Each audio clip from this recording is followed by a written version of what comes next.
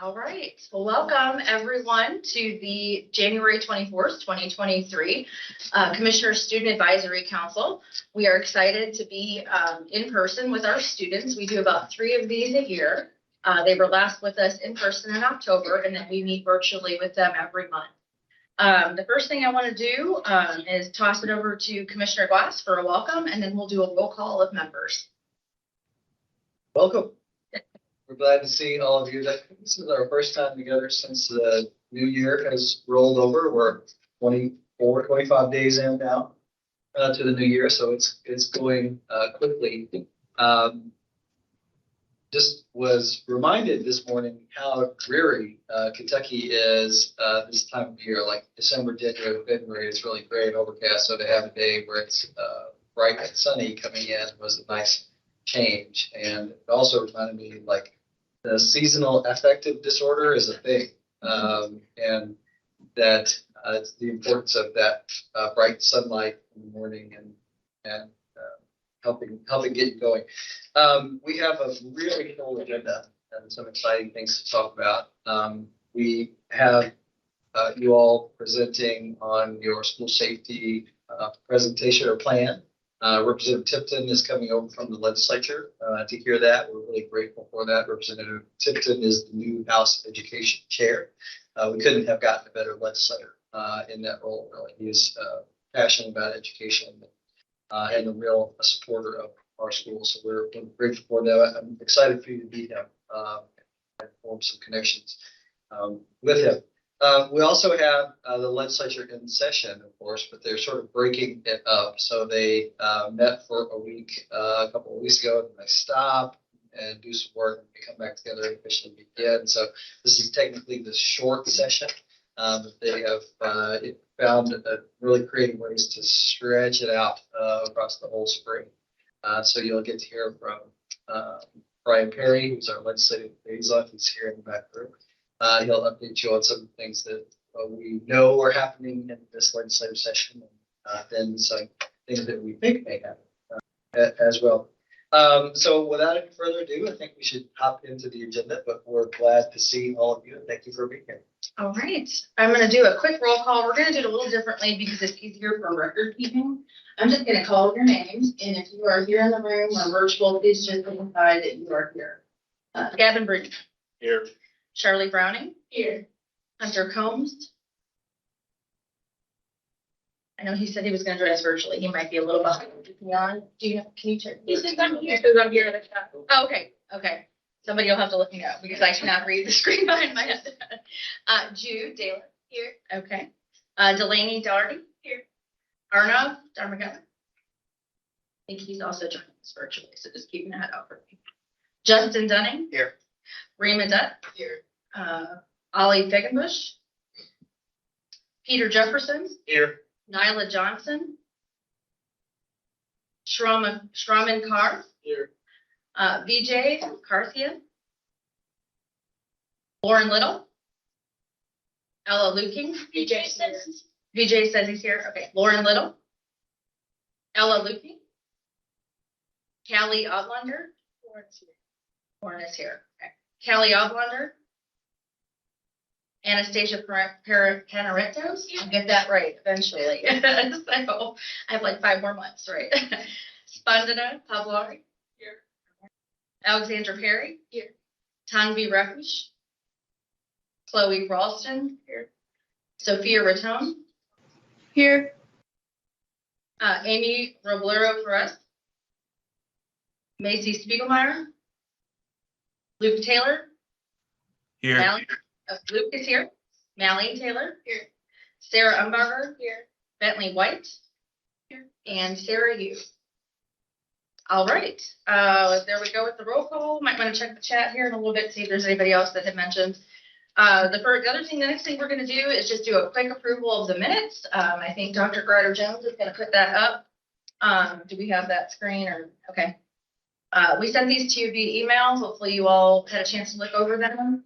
And as soon as you have a chance to offer a first or a second for the approval of the minutes, just let me know. Kathleen? I make a motion to approve the minutes. Okay, motion to approve the minutes by Deborah White. Do I have a second? Second from Charlie Brown. All in favor? All right, anybody opposed? Great, all right, we will move on to our third item on the agenda. We have our great friend Heather Bushelman here. She's program coordinator for comprehensive school counseling. You all have met her before. I'm not sure if she was here the last time we were in person, but she has an activity for you on building resilience. Heather, go ahead. Do you want to sit at the table or stand, whatever you want to do? Totally here. Okay, here, wherever, yeah. Hear from them a lot more than they hear me talk. So good morning. I'm really excited to see you all in person. I know last time I was virtual. So I first want to say thank you for your very honest feedback about your school counselors and your mental health providers. I've been able to, I know some of you got to join our school counselor advisory council to share that feedback. And then I've been able to share that with a lot of other stakeholders that's going to help our quantitative data that we take at the state level with your qualitative feedback. So that's really going to help, I think, start shifting what our counselors are doing in your schools statewide. So for safety reasons, mental health, behavior, just to be more proactive. So I really appreciate your all's honest feedback the last time I got to join you. So the first thing we're going to do today is we have a quick video. We're going to focus on resilience. And he went home, cried, shut his door, was by himself, but he was determined to make it the next year. And so I think we think back to that when he was, about your all's age, didn't make varsity, didn't make JV. They didn't want him on the team. And he kept working. Of course, eventually he went to North Carolina. Then we know him with the Bulls, won 6 championships. And now he's essentially the GOAT, which is debatable between him and LeBron. But I prefer Jordan, the 6 championships. But I think his story, kind of shows us how there are times when we may not make it. Like you all kind of said, you may not succeed. And like you mentioned, bouncing back. And I think for us, and especially you all at your age, we hear that word bounce back a lot. And when I think about not just him, but when we have things that are hard, like you mentioned, challenges, stress, getting through cross-country running, when we think about bouncing back, I think a lot of people overgeneralize it to where when things get hard, I have to bounce back immediately. And I think we never really acknowledge what am I feeling at that moment, that stress, that worry, that anxiety that's happening when I am challenged, when I am stressed, when trauma happens, when pain happens. And so I just wanted to make sure we understand that when you do have hard things, number one, part of resilience is proactively being ready. You're going to have hard things happen. Some of you have had hard things happen already. Some of you may not have had a lot yet, but know that things in our life are going to happen, right? You don't know when it's going to happen, but, you've had peers in your schools that have had things happen. But acknowledging and becoming self-aware of this is how I'm feeling because this is hard, this is painful, this is stressful. So then how do we bounce back? What's next? So I know I feel this way. It's uncomfortable. I don't like it. But then what is the next step to overcoming what is this challenge? Because it could happen again. We have to learn how to function through a lot of different daily activities, right? Whether it's a test, it's a class, it's something traumatic in your family, whatever has happened. So I like his story because I think it reminds us that although we see all the cameras and lights and the money and the fame with him, it kind of takes him back to about your age where he didn't even make the team. I mean, imagine that how many kids don't make teams at your age or don't accomplish what you would like to, but he kept going. And he achieved what he did. So there's a few questions I want us to consider. So if you go to the next screen, yeah. So the video kind of mentions some things that I just discussed about how part of being resilient is becoming self-aware and thinking about your self-control in the situations. A lot of things that may happen in these types of situations, you don't control at all. It's your circle of control, right? So I want you to kind of consider some of these questions. Like number one, what is something you have done that was difficult, but you did not give up on? What is your favorite story of resilience? Do you know somebody famous, not very famous, that may be famous to you, but you know their story of resilience, how they overcame challenges. What were your thoughts? Of course, the video said, we're not going to get to watch it, but it said you can't build resilience if you don't experience things that are hard. So thinking about that quote here in a minute, what does that mean to you, and what do you think the video would have been talking about if you'd heard it? And then what are some of the hard experience peers your age are dealing with currently that would build resilience? And the last one is, how do you plan to build your own resilience? What are things you have found that work? Some things that did not work for you. So if you want to take a few minutes just to kind of turn and talk to some people at your table and reflect on some of those questions.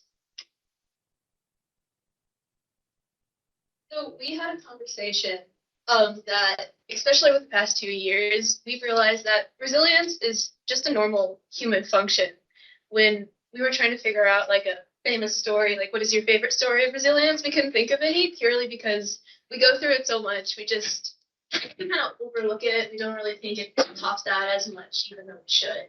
It's just become a part of us. It's become a part of what we do and how we persist.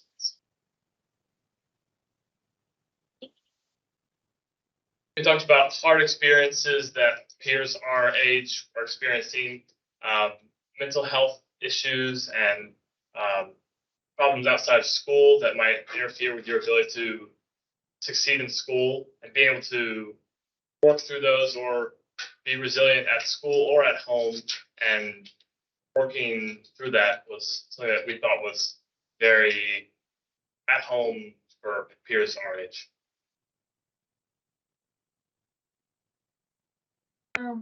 Well, Rima and I, like, we both kind of shared stories about, like, mindset shifts. So, like, Rima talks about, like, doing speech and, like, kind of, like, hating it and, like, eventually, like, finding, like, that level of passion and how that, like, shifted, like, her trajectory, and, like, you know, it started to show and, like, what she was receiving, too. And, like, in my case, like, I took AP Chem last year, and, like, that class is, like, infamous at my school for being very hard. And, like, I dreaded it, and, like, I hated it just, like, in the same way, like, Rima, like, dreaded, like, speech. And then, like, it really took a long time for me to, like, find, like an actual, like, beauty in the subject. And, like, I realized, like, hating it wasn't doing anything for me. And, like, you kind of have that, like, minor mindset shift, but it can make a huge difference. And I found that, like, it was definitely discouraging, like, if I'd put in a ton of effort and it just, like, wouldn't translate into, like, my grades, and I would feel like upset that, like, how could I be doing so much and it doesn't show. But I genuinely think, like, it was finding, like, passion in it and being able to, like, deal with, like, the setbacks that, like, made us, like, both of us go further in both our, like, scenarios. Yeah, and adding on to that, I think that's really important is that resilience doesn't come overnight. You kind of just have to have patience and wait it out, and perseverance is, like, so vital in ensuring that you can, like, Charlie and I are both seniors, and so we were talking about, like, senior year, we deal with rejections from colleges, scholarships. There's a lot of seniors that don't get into their top choice, and that's a hard thing to admit. But it's also just us willing to admit that we're about to move on, and we need to start figuring out who we want to be and what our goals are in life. And for some, that means potentially moving on from friendships and relationships, and you have to be okay with that. It's like the growing up, like, learning the process of not everything's always going to go your way, and it's just admitting to yourself that it's okay to struggle in that moment because you're going to move on. It's going to be a lesson that's going to help you in the future. Yeah, and also allowing yourself to accept that and, you know, letting it in and making it a normal. Like Alexandria was talking about, making that a normal. Because if you don't accept it, then you kind of shut it out, and then you have no room to grow.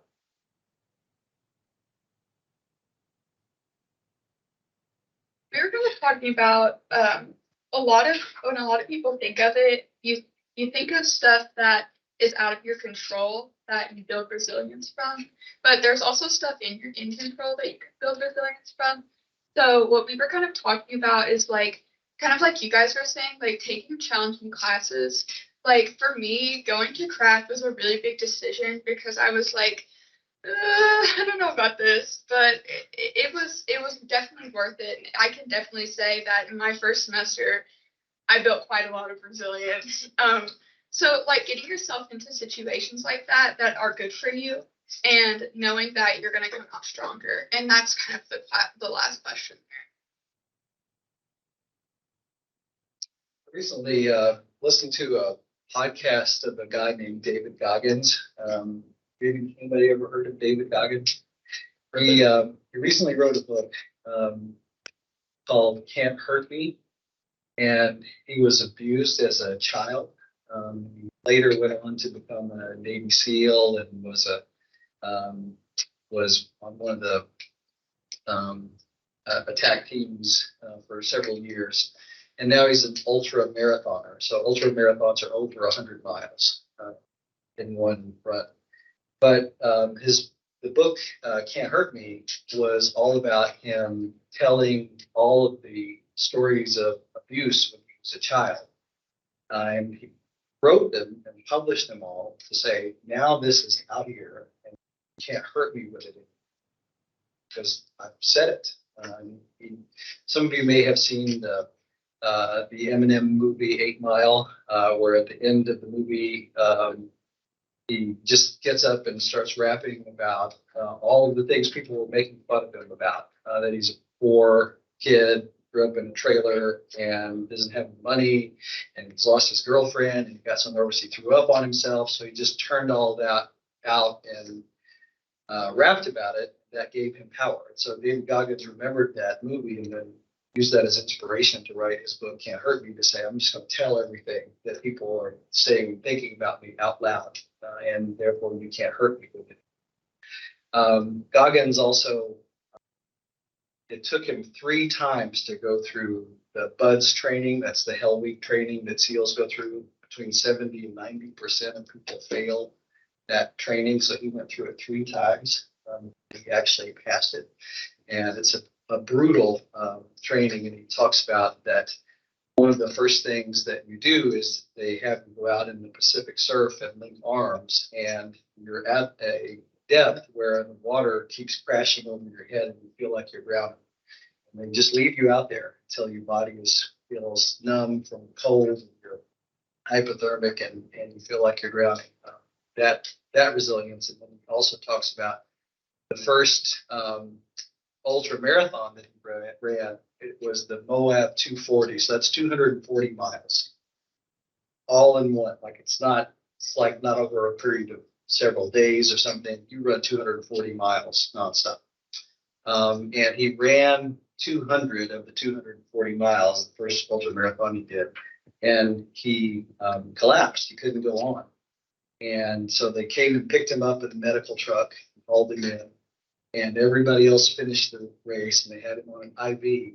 And he really felt that he was disappointed in himself that he hadn't finished. And so he had his wife drive him out to the point that he collapsed on the race course and ran the additional 40 miles to finish it, even though everybody else was gone. So if you haven't checked out David Goggins, it's really an extraordinary story. He does use a lot of colorful language. So if you listen to one of his podcasts, just brace yourself. So like you might expect a guy that was a Navy SEAL to talk, he talks like that. So I'll just add a little personal reflection on resilience. And I just think when I think of that word, I think of all the times in my life, going back to the time I was in high school and even now in this position at the Department of Education, where somebody has told me that I can't. You can't do that.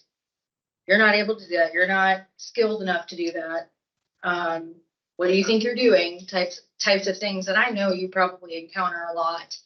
And so it took me a while to realize, it was probably by the time I was 40, so it's just been recently, that those were all great ways for me to focus my attention on what the prize was, whether it was a job or whether it was something in my personal life, things like that.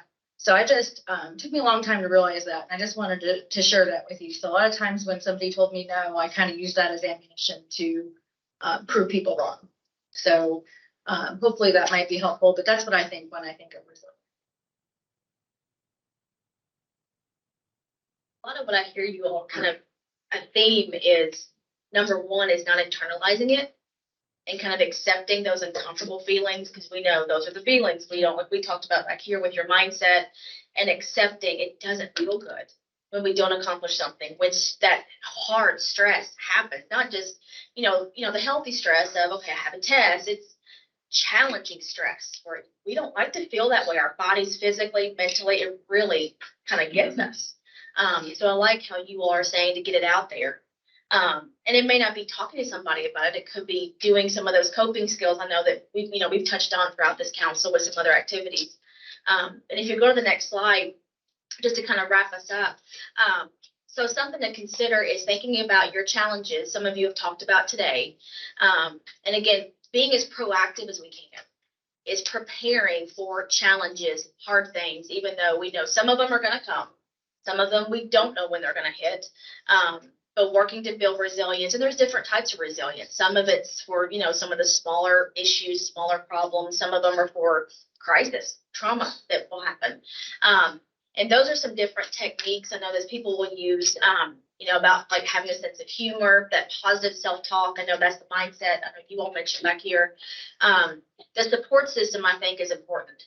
And you all mentioned having to move out of some relationships and navigate that, whereas finding a new support system that you trust and that supports you moving on, in your phase of life. And the emotional awareness, I think, is key, is making sure we want to bounce back, but you've got to acknowledge it first and don't internalize it. Don't just look over it thinking, oh, it's going to pass. But it's like you all said, you have to see that end in mind in a week, in a few weeks, in a few months, whatever it's going to be, that I'm going to be stronger. This is making me better somehow. For when it happens again, I'm ready. And so I think really acknowledging what does that feel like in my body, in my mind, how am I talking to myself, and then start working through what do I need to get to the next step. And so, of course, gratitude is amazing on those really hard times. What are you grateful for? What is good that's consistent, in your world, and your mindset, self-belief, optimism. You don't want to put the rose-colored glasses on all the time to not deal with it, thinking, oh, it's going to be great. You have to deal with some of the uncomfortableness and then just keep trying. What may need to change for different results? Is it talking to somebody, learning something new, changing a habit? A lot of that is, again, that self-awareness with it. So, so as you go forward, just consider some of those things, especially with some of the stress I know you all deal with, and your peers, being a model and helping your peers. Because, as we talked about, they may not get to see a lot of counselors and providers, and sometimes you all are sometimes the number one person they do go to, and they do seek advice and help from. So, all right, well, thank you all for letting me join you today. So it's delightful. Thank you so much. We really appreciate it. Next on our agenda is Brian Perry going to come up and just kind of provide some legislative updates. We have a few slides, but Brian will update you on just kind of keeping you up in contact with what's going on with the legislature, or maybe perhaps some bills that we're looking at for this session. Brian, go ahead. She's sharing. Maybe. Now we're having issues with the. There we go. Okay. Good morning. As the commissioner mentioned earlier, we are about to start part 2 of the so-called short session. So just a little bit of history. So you might remember last year, the General Assembly passed a 2-year budget for the Commonwealth. So that's because historically they have only met every other year as a legislature. So about 20 years ago, they decided to start doing these 30-day short sessions as a way to give them a chance to do cleanup legislation on previously passed bills. It's not unusual when bills get passed during the 60-day budget session. It's pretty chaotic. So as bills get enacted, people often find that there's some cleanup that needs to be done, some clarification that needs to happen. So that's what these short 30-day sessions were originally intended for. They've morphed into essentially full sessions minus the budget. So every year you'll hear them say that they're going to get back to the original intent, bring it in. We'll see. So with that said, we'll jump kind of in and talk a little about the schedule, and then we'll talk about some bills, and then we will wrap up. Oh, go back a second. Yeah, all right. So they'll reconvene on February 7th. They will then pretty much go straight through until March 30th, which is called Sine Die. It's the last day of the session. So February 21st and 22nd are the last day for new bills to be introduced in both chambers. So after that, no new legislation can be introduced, although they can amend legislation till the very end. The veto period is for the governor to take action on any bills that reach him. So a bill has to get out of one chamber, it then goes to the other chamber. If it gets out of that chamber, then it goes to the governor for action. The governor can veto a bill. He can, or I guess he can sign into the law. He can allow it to become law, or he can veto it. So with this session, the vetoes are all or nothing. He does not have line item veto power outside of budget bill. So that veto period is for him to take action on any bills that get to his desk. The General Assembly will then reconvene for a couple of days, primarily for veto overrides. So in Kentucky, the governor's veto is fairly meaningless when there are majorities in both chambers of the opposite party, because it only needs a simple majority vote in each chamber to override. So that's kind of how the session will play out in terms of the calendar. All right, next one. So let's talk about some of the bills that are out there. Despite the talk earlier this year and late last year about getting back to the original intent, in the first week of the session, we saw, I don't know, 40 or 45 education bills drop. So that's a lot for a short session. We'll see a bunch more come on the 7th and 8th when they reconvene. I imagine by the time they get done, they'll file over 700-800 bills in total versus about 1,200 for a budget session. So still a lot of legislation. We won't go through all of these, but I just wanted to let you all know kind of what's out there. So the lower the bill number, the higher the priority. So the top 10 bills in each chamber are generally considered the top legislative priorities of each chamber.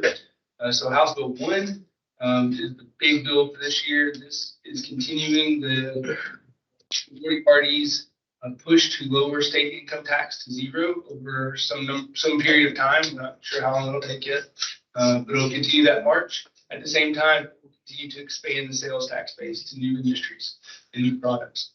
So this is important because education is funded almost entirely, public education is funded almost entirely on the state appropriations, right? Tax revenue.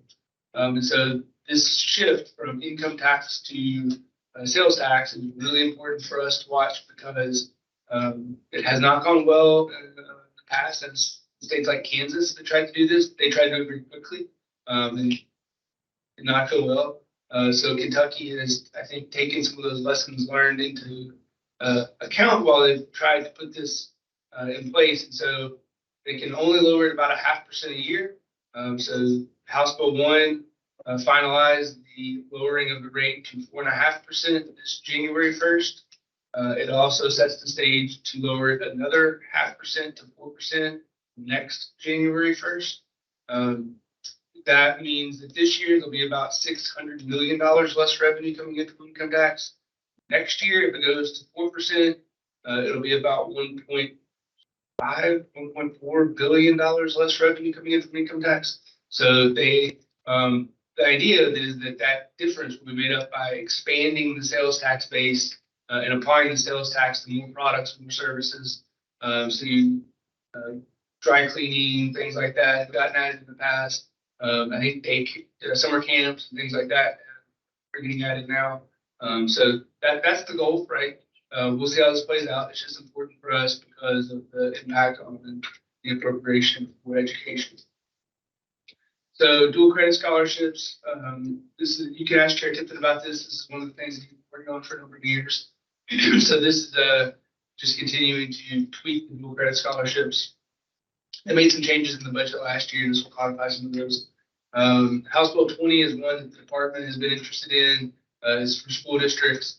It's kind of an interesting historical note, because it's one of the only bills that I know of that ever passed both chambers in the same session and never got to the governor for action.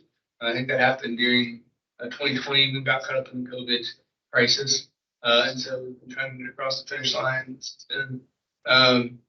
House Bill 30 is related to transgender students. I think that this is one that a lot of districts are already probably in compliance with, because it just states that students would have to use facilities relating to their sex at birth. However, we provide to schools provide an alternative location if they have students that don't live there. And I think a lot of schools are already doing this. So, what else? You'll see House Bill 33. You'll see a number of bills that have been filed related to teacher retention, recruitment and retention. If you've been following the news in the last year or more, this is a big point of concern for a lot of stakeholders.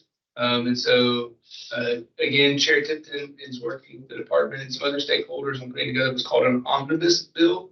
So an omnibus bill is a bill that has a lot of different things happening in it, all related to one overarching idea. In this case, it's teacher recruitment and retention. House Bill 33 is actually going to be part of a forthcoming omnibus from Chair Tipton. So you can ask him about that too. Next slide. House Bill 50 and Senate Bill 50 are what are called companion bills. So two identical pieces of legislation filed in each chamber. Senate Bill 50 is filed by Leader Thayer.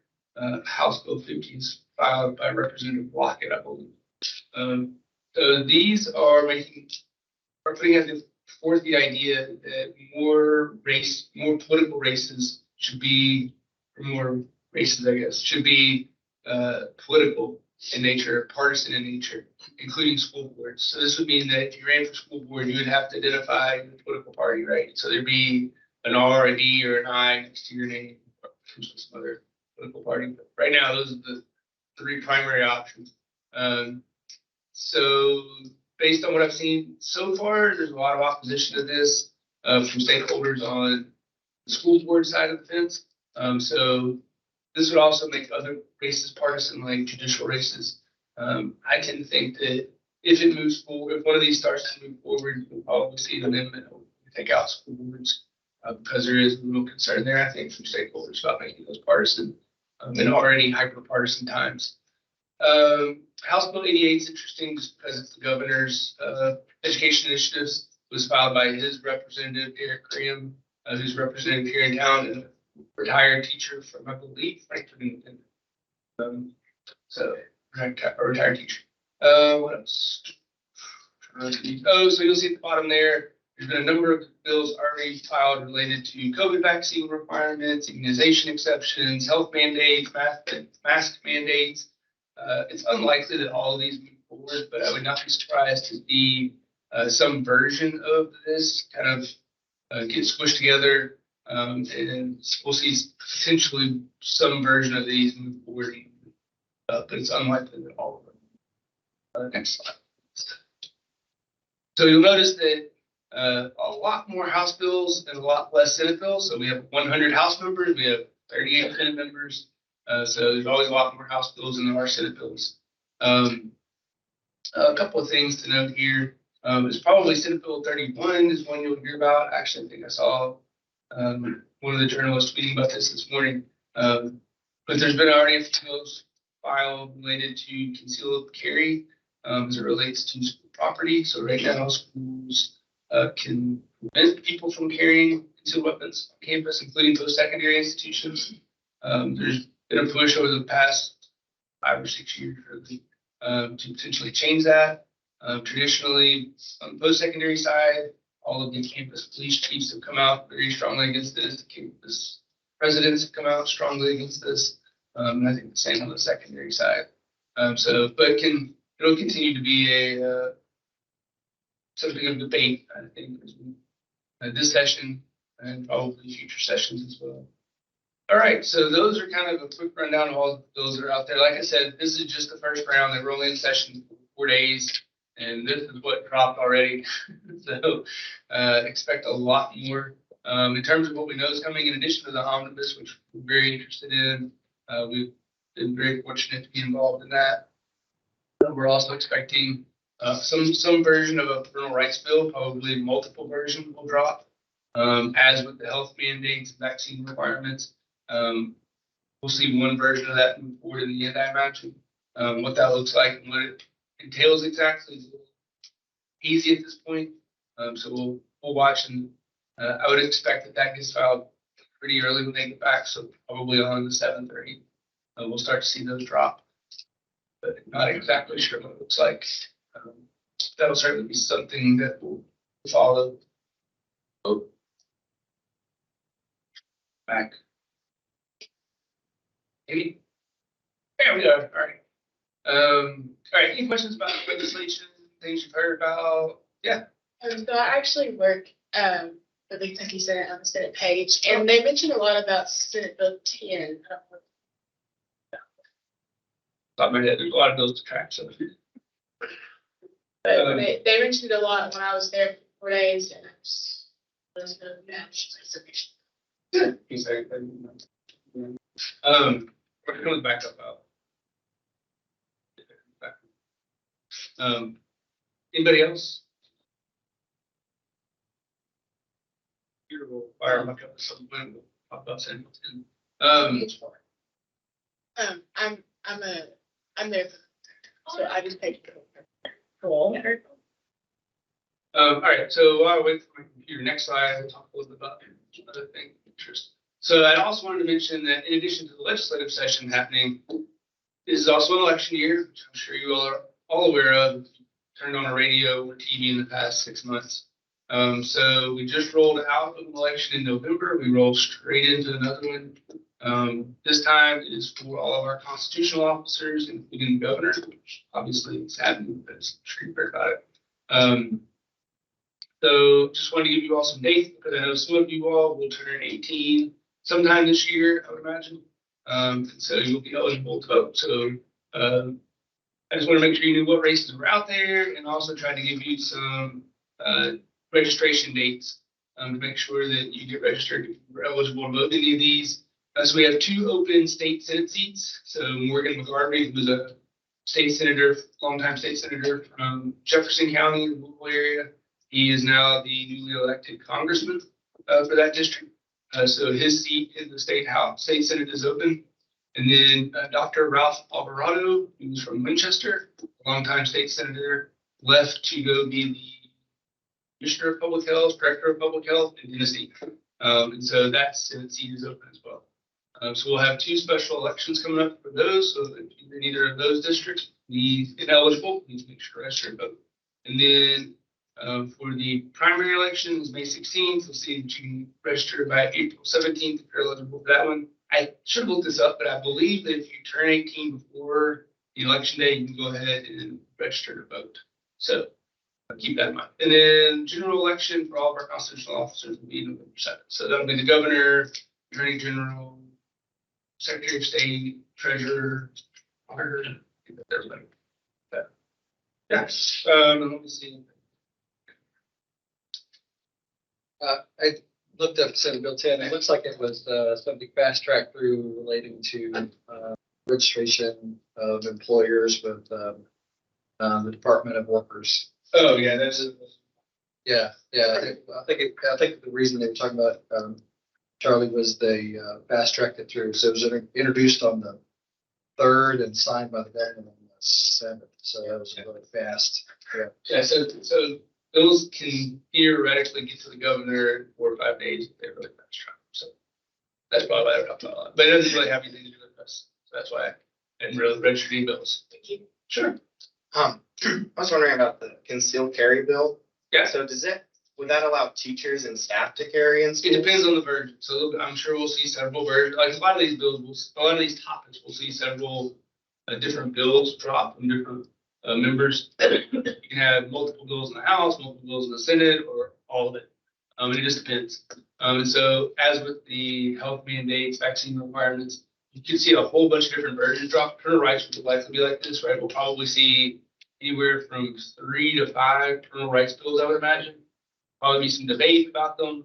They'll probably be heard in committee, and then at some point they'll sort of start to squish them together and decide which one will move, and then potentially amend it to incorporate different parts and pieces and things like that. I would imagine if we see a concealed carry bill move forward, it'll be the same way, right? We'll see several versions drop, we'll have some debates, and then if one starts to move, or if leadership decides to move one, we can see it amended to clarify things like that. So does it include teachers? Does it allow for staff? Does it allow for anybody?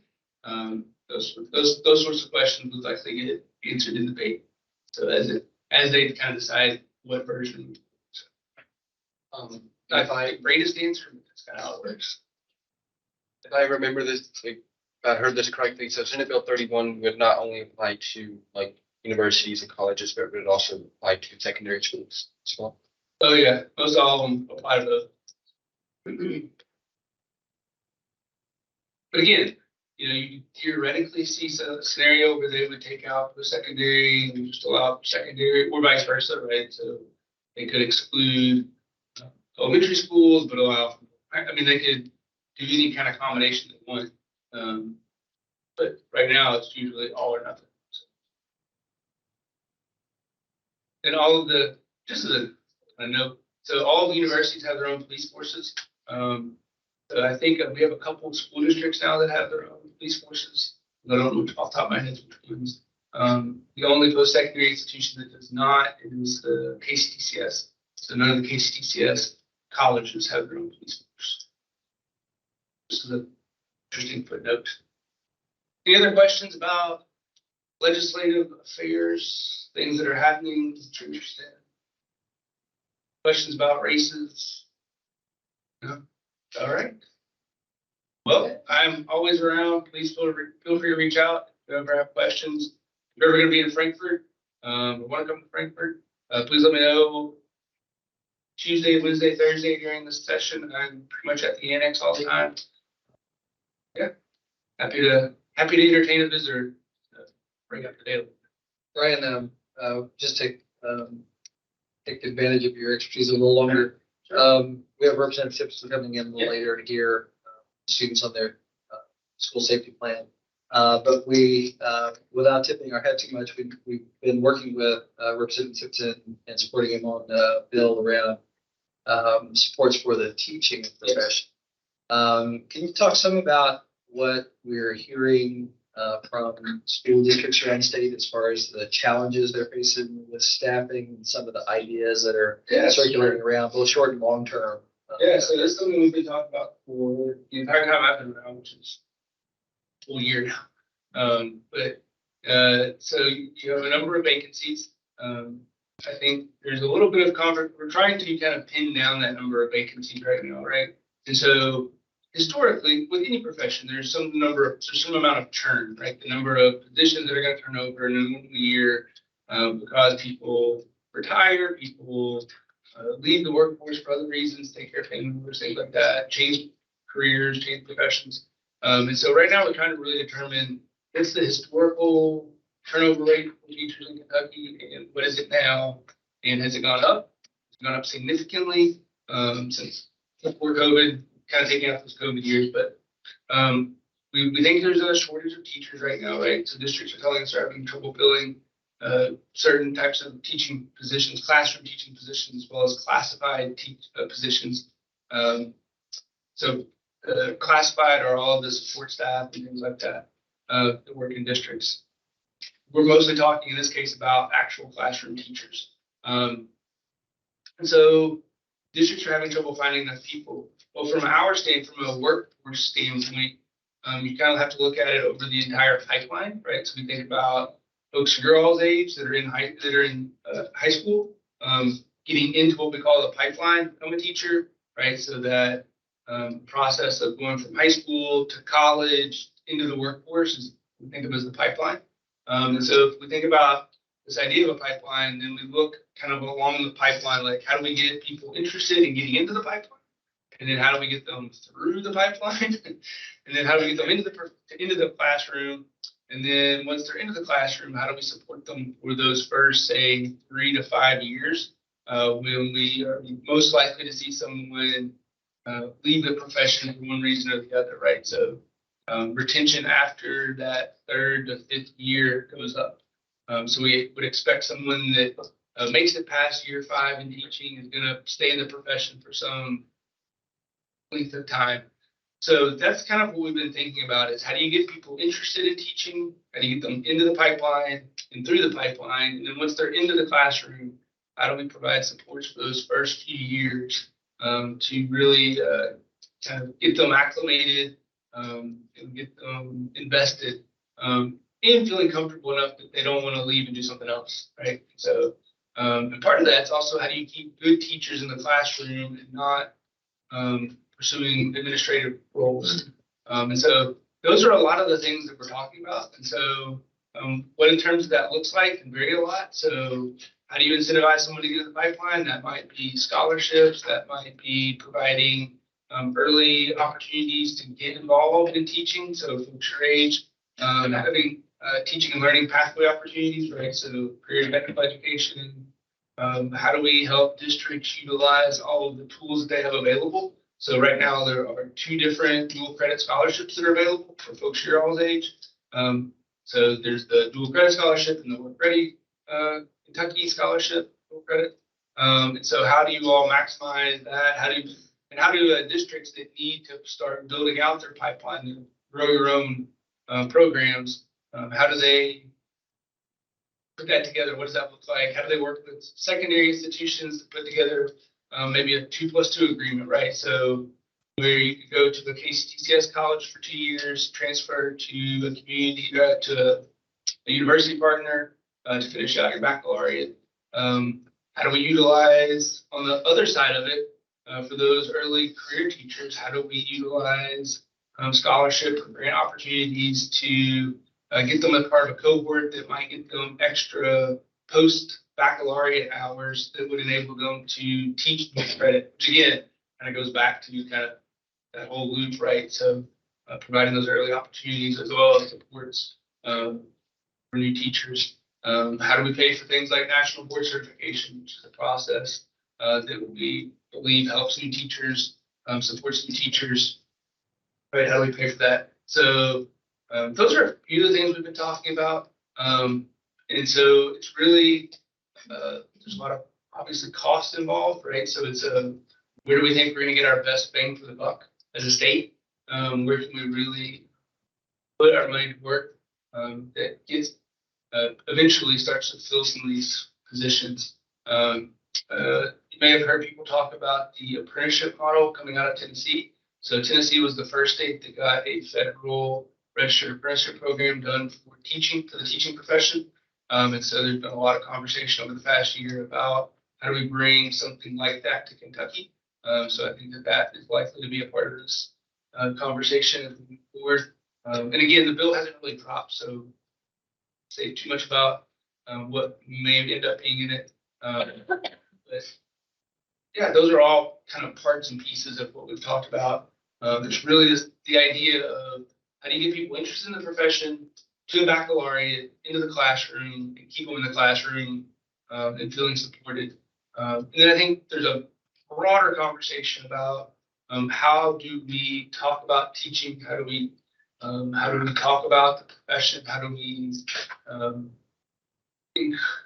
encourage people to be interested in teaching and value the profession, right? So obviously in the past couple of years, there's been a lot of pressure put on teachers, whether that's the pandemic or the culture wars or all these other things. And that's probably not encouraging a lot of folks to be real interested in being teachers. So how do we change that conversation and get people to realize that public education is really important for a lot of reasons. One, it's kind of the foundation of the economy, right? So the vast majority of people that are going to enter the workforce are coming out of public education. You may have seen Secretary Adams talking about the value of civic education, right? And the importance of civic education for folks your all's age, because we need people to participate in our democracy, right? So we need people to be actively engaged citizens, whether that's voting, whether that's participating on a school board, whether that's participating in PTO. There's all these ways to be involved civically. But Secretary Adams really started pointing out that a big part of public education is getting folks ready to participate in the democracy. So yeah, so there's all these parts that are part of this conversation about how do we support teachers and get folks interested in understanding the value that public education plays to our society. Hope that answers. So, yeah. Any questions or feedback for Brian on this topic of the teaching profession or other bills that caught your interest as you went through them? Yeah, you talked earlier on the screen about a House bill for classified employees, and there was a change that I couldn't quite catch. Oh. Do you know what that Go was? back. I haven't paid last week. This one. Professional development, training schedule, yeah. So, I think it was, A lot of the hiring of classified personnel without a high school. Yes, diploma. HB 32. That's what I was curious about that bill. oh, yeah, we haven't talked about that one. So we haven't, we've just started this time, so talk a little bit about how we do this around here. So obviously, we have a lot of bills flying around, and I'm sure you all have realized that the department is rather large, right? So we cover a lot of space. And so we have what are called policy advisors that work in each department. And so these are folks that work with myself and with Meredith, Dr. Brewer, to talk about policy, right, and legislation is filed. And so when bills get filed, they first go to what's called committee on committees in the respective chamber. That committee then decides whether or not to assign that bill to a committee, like to education, to appropriations, revenue, state government, any number of the committees. So what we've decided this year is that once a bill gets assigned to one of those committees, we will send it to various policy advisors for review. They review it, then I go through the reviews, try to figure out what our department stance is. But we've just started that process, so a lot of these I don't know exactly where we are on these. But this is one that would, again, it's addressing shortages, right? And so districts are having problems filling things like bus drivers, cafeteria workers, janitorial services. So it's another bill that is addressing workforce shortages in schools. In education circles, it's not uncommon when you experience a shortage, there's a temptation to lower standards to allow more people to employ. So this is related to that. It's not teaching profession, it's other positions, but it's Right. lowering the standard. These are all the support positions. So you have administration, classroom teachers, classified staff, which are all those support. And obviously, I think one of the good things about the pandemic was that it really highlighted for the public just how important all those classified staff are to the running of the school district, right? We can't operate schools without them. And so they're critically important. This is just, again, to the commissioner's point of addressing work shortages. So. Thank you. I think you all will hear, so we're gonna break for about 5 minutes between these two, but I think you'll hear a good perspective from our next agenda item, which is our current Kentucky Teacher of the Year. This has been something, just yesterday, had a conversation with our Associate Commissioner, Dr. Darnell, who you all are very familiar with, about this very topic. Am I on? Can you all hear me? Yeah, Okay, good deal. So just a couple points for those who are interested real quick before I wrap up. If you want to follow along, you can always watch committees on KET or on the LRC YouTube channel. I would also encourage you to follow Renee Shaw on Twitter or other social media. She works for KET and hosts Kentucky Tonight. And so throughout the legislative session on Monday nights at 8 o'clock Eastern, she'll have various stakeholders on, including members and leadership in each chamber to talk about the process, talk about what's happening. It's a great way to stay informed. If you can't watch live, it's always on KET. It's always available the day after on KET. Go on and watch it whenever you have time. But it's a great way to kind of catch up and get the Cliff Notes version of what's happening right now. So. I have a thought or comment around this list of bills of interest that you discussed, Brian, and I think in my professional opinion, one that is the most potentially impactful of these is maybe not one that you would expect. I think the one that potentially will have the greatest impact is the one that will make local school board races partisan.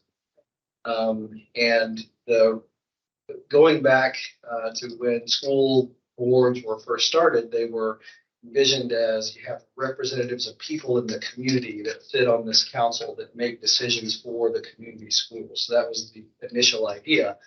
And they were intentionally designed to be nonpartisan because it was considered that education and the schools in the community are something that everyone has an interest in. Everyone wants them to be good. So we don't need party labels to do that. We just want people in the community to make decisions. And then the role of the superintendent was put forward as sort of a professional manager. It's not a political appointment prior to the first superintendent's being appointed. You'd either have a teacher put in that role, or you would have someone that was politically elevated because of their political connections and put into that management role over a school district. So both the steps of making school board races nonpartisan and creating a superintendent as a professional manager were both intended to separate politics from school. So when you start talking about making the school board race partisan, where I put my party label up, and that helps the community decide who they want to vote for. Now you're intentionally injecting politics into the school board race. So I think that's a seismic shift that has happened in other states. Typically, it's happened in the wake of restrictions and issues that became very politicized, very partisan. So you saw, regrettably, these very divided political stances being made along party lines, and they include things like support for LGBTQIA students. They include curricular decisions and critical race theory discussions. They include elements around COVID restrictions. So there was this partisan divide that opened up. And so what we've seen in typically Republican states around the country is that they want people to run and put their label on when they run for office, so that the public can see that label and make a decision who's going to run the school district based on that party label. So I am of the professional opinion that schools should be nonpartisan, that it doesn't serve us well to inject politics, especially hyper partisan nature of politics right now, into school board races. But that's my opinion. The legislature is going to ultimately weigh in on this. There is some question as to whether or not it's constitutional in Kentucky to do that. The Rose decision from 1989, the state Supreme Court said that schools were intended to be non-political. I'm paraphrasing, but the Rose decision contained a phrase around that school board races were not intended to be political, or they were intended to be nonpartisan. That's the Supreme Court ruling. It's not written in the Constitution, so it's not clear the legislature did this, whether or not it would be constitutional, but it certainly would be litigated. So my opinion is that one's hasn't raised up to the level of gaining a lot of attention, but my opinion is from a policy impact standpoint, when you start making political decisions for schools locally based on party labels, it's a game changer. So it's very topical. You may have seen articles talk about the rise of the popularity of the school board, right? These are races that 10 years ago were pretty under the radar, right? There wasn't nearly the attention being paid to them as there is now. And so I might post a few links for you all if you're interested. There's some interesting articles out there about kind of the increasing popularity of these races and the impact that's having on the agendas. There's also an article, might have been the past 2 years now, about the number of people running for school board with the intent of defunding schools, right? So folks that are running because they want to lower property taxes or some other tax. So interesting commentary on the kind of rise of school board races in the last 2 years. So anything else? Yeah, so when I was a sophomore, I co-led a school board town hall with Soliana actually, and I feel like the reason for the possibility of even having discussions like that where you're getting a ton of school board candidates together and stuff is because it's nonpartisan. There's that level of their primary identity is to work for students and for education, as opposed to identify primarily with their party. And so we found that the discussion, we basically just asked them questions, and it was all about their accountability to students who are obviously one of their primary constituents. And it was a very healthy discussion, and I don't know, I feel everyone was cordial, and I feel once does become like more aligned with like party in that sense, it can like kind of make discussions like that a lot less like frequent and like, you know. Yeah, Dr. Woods Tucker has come in. He's sitting in the back. Dr. Woods Tucker and I both worked in districts that became intensely partisan on the divides. And so you'd actually have the political parties in the communities run slates of candidates with the intent of taking over the school board. We've seen that start happening in Kentucky too. In Jefferson County, you had these slates that were in northern Kentucky, slates that were put forward and try and take over the majority on the school board. So I can tell you from my experience, I think Dr. Woods Tucker would agree that it's not a good thing. It really injects a lot of it removes sort of people working together and compromising and trying to think about what's the best policy decision, because it becomes a really political decision. And I would agree with Dr. Glass. He has a beautiful way of stating things, as you all know, and ensure that we understand and we get it. And he does it in a very straightforward and mild way, but he's right on the money. In my past district in Colorado, you had a slate of candidates, as Dr. Glass mentioned, running as conservatives and progressives. That's just not good for public education. It erodes democracy. And to me, and I've said this, especially to some of the veterans here, Gavin, Bentley, heard me say this, public education, what Dr. Glass and our board fighting for, the greatest strength, certainly one of the greatest strengths of our democracy. And our democracy should be built around it. And it's deeply funded, as Dr. Glass said as well, deeply funded, millions of dollars. Before I came into the district in 2018, the PAC spent close to $1 million running slate of conservative board candidates. And I'm talking about local board of education candidates. I just have a question. How many of you all have heard of it? I thought it was a landmark piece of legislation and policy It's that, a court case. yeah, our court case, but I mean, it really has been very fundamental to the education you receive right now. So I was just curious if you all had heard about that before. Okay. Did you, Raymond, did you? Yeah, so I think it's fun that you did that. Yeah, it was like virtual during. Yeah, so I actually did something very similar for Jefferson County Public Schools in 2022 this November. And just seeing like how quickly that changed around like partisan lines. These candidates came out and like openly like identified their political party. And during the town hall, there was like a very different experience I had. There was a lot of tension just because these candidates were actively attacking each other. And it kind of seemed like unprofessional, and it was taking away from the actual like values that we should care about, which is students. And just like seeing that change, I think in 2 years, it's. Yeah, that's crazy because like ours was very respectful. Yeah. I think you'll, if this comes to pass and is upheld, you'll likely see in rural parts of Kentucky that no Democrats will be back, and in urban parts of Kentucky, no Republicans. Neither one of those. My experience working with board members who are across the political spectrum, using all of those perspectives and voices. So it will not be a good thing for rural Kentucky or urban Kentucky if we end up with that situation.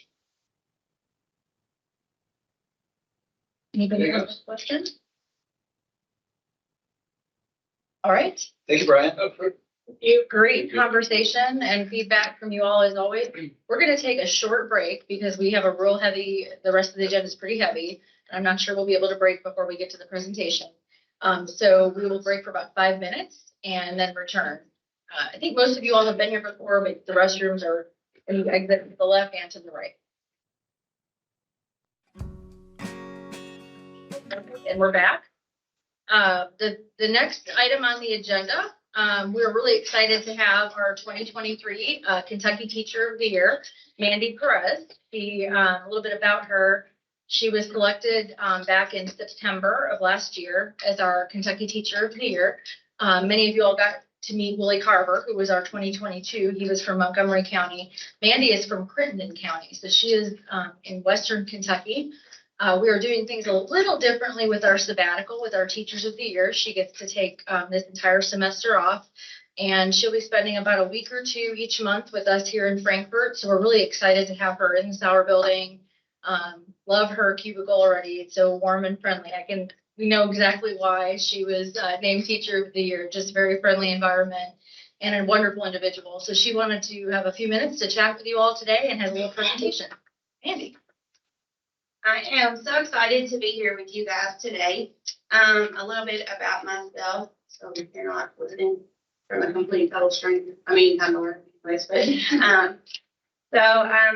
is my 19th year of being an educator. I spent the first 16 being an elementary teacher. I swore I would never teach middle or high school. Well, it turns out, never say never. I became a middle school teacher. This is my 3rd year as a 6th grade English language arts teacher. I also swore I would never touch high school. And here I am presenting today in front of an elite group of high schoolers as the 2023 Kentucky Teacher of the Year. So lesson learned, never say never. If we can go to the next slide, a little bit about my journey. Whenever you find yourself doubting how far you can go, just remember how far you have come. Remember everything you have faced, all the battles you have won, and all the fears you have overcome. This gentleman that you're about to hear, I heard him on TikTok. I know, it's cringe, I have TikTok. I have to keep up with my middle schoolers, so I know what language they're speaking, if they're insulting me or not. So, when I heard this, I was like, oh my goodness, I know, really. I was like, oh my gosh, I couldn't have written this and it'd be any more perfect about my life. My journey's not been an easy one. And when I was announced the 2023 Kentucky Teacher of the Year, if you saw the image of me in complete shock, I still wake up some days and completely grateful and blessed, but you just don't ever think it could happen to you. So believe in yourself.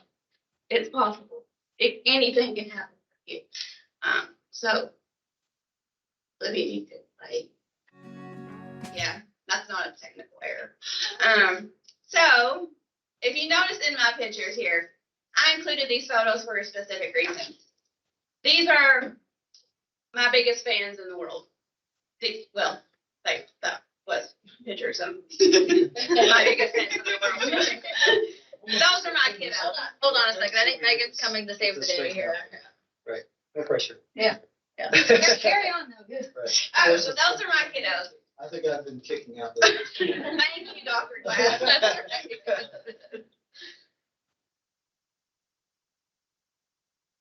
I think it's a finicky cord because it's been just. There's the screen. Is that your screen? No. No. But the stream still has the PowerPoint up, so you can. So the Keep Teams talking. meeting still has the PowerPoint Yeah. up? It's just not showing it. Okay, so anyways, when my children appear again, you will see that during my darkest hour, those were the people that were hyping me up. They were the ones saying, Ms. Perez, you got this. Ms. Perez, you can do this. It's amazing. They were 9 and 10 in elementary school, in 6th grade, and then I had them again in 6th graders, 11 and 12, telling me, they're the ones telling me, you can do this, don't give up, we believe in you. It comes full circle. I'm supposed to be the mentor. I'm supposed to be the one believing in them and encouraging them, supporting them, and they're the ones giving it back to me. There's always someone out there that's there for you. For me, it's my kiddos. They're my life. They're my world. I think about them while I'm on a sabbatical. It's been 3 weeks, and every day I wake up, I'm like, what are they doing? Yesterday, I posted on Facebook a picture of my little Cubby Space office. One of them sent me an email and said, what's a Cubby Space office? And I said, well, it's like a small office in a cubby area. And they were like, why don't you have a real office? And I said, well, I'm not that important yet. And they were like, do I need to call Frankfurt? Because Not yet, buddy. I mean, I know you're my number one hype fan, but not yet, okay? Not getting in trouble just yet. But they're sincere and they're genuine and they know I love them and I care about them and that's what it's about. And as soon as that works, that leads into my next slide. They have the, Is it the quote? Is it the quote? Yeah. they have a paper version. The paper version, Slide number 19. it's on slide number No, 9. I don't think that's the power. No, we didn't get those. Oh, they did. Joking. No, it is. I don't know. So for those of you that are at home, just so you know, we're having a little bit of a technical difficulty with our projector in the room. You all should be able to see the slides, so. I don't know. Do you have the slide, Mandy? Or do you need to know where you're at? Do you have copies of them? ADE version? Yeah, the one that we're showing up on the screen. Do you have your slides? No. Okay, I'll give you my copy.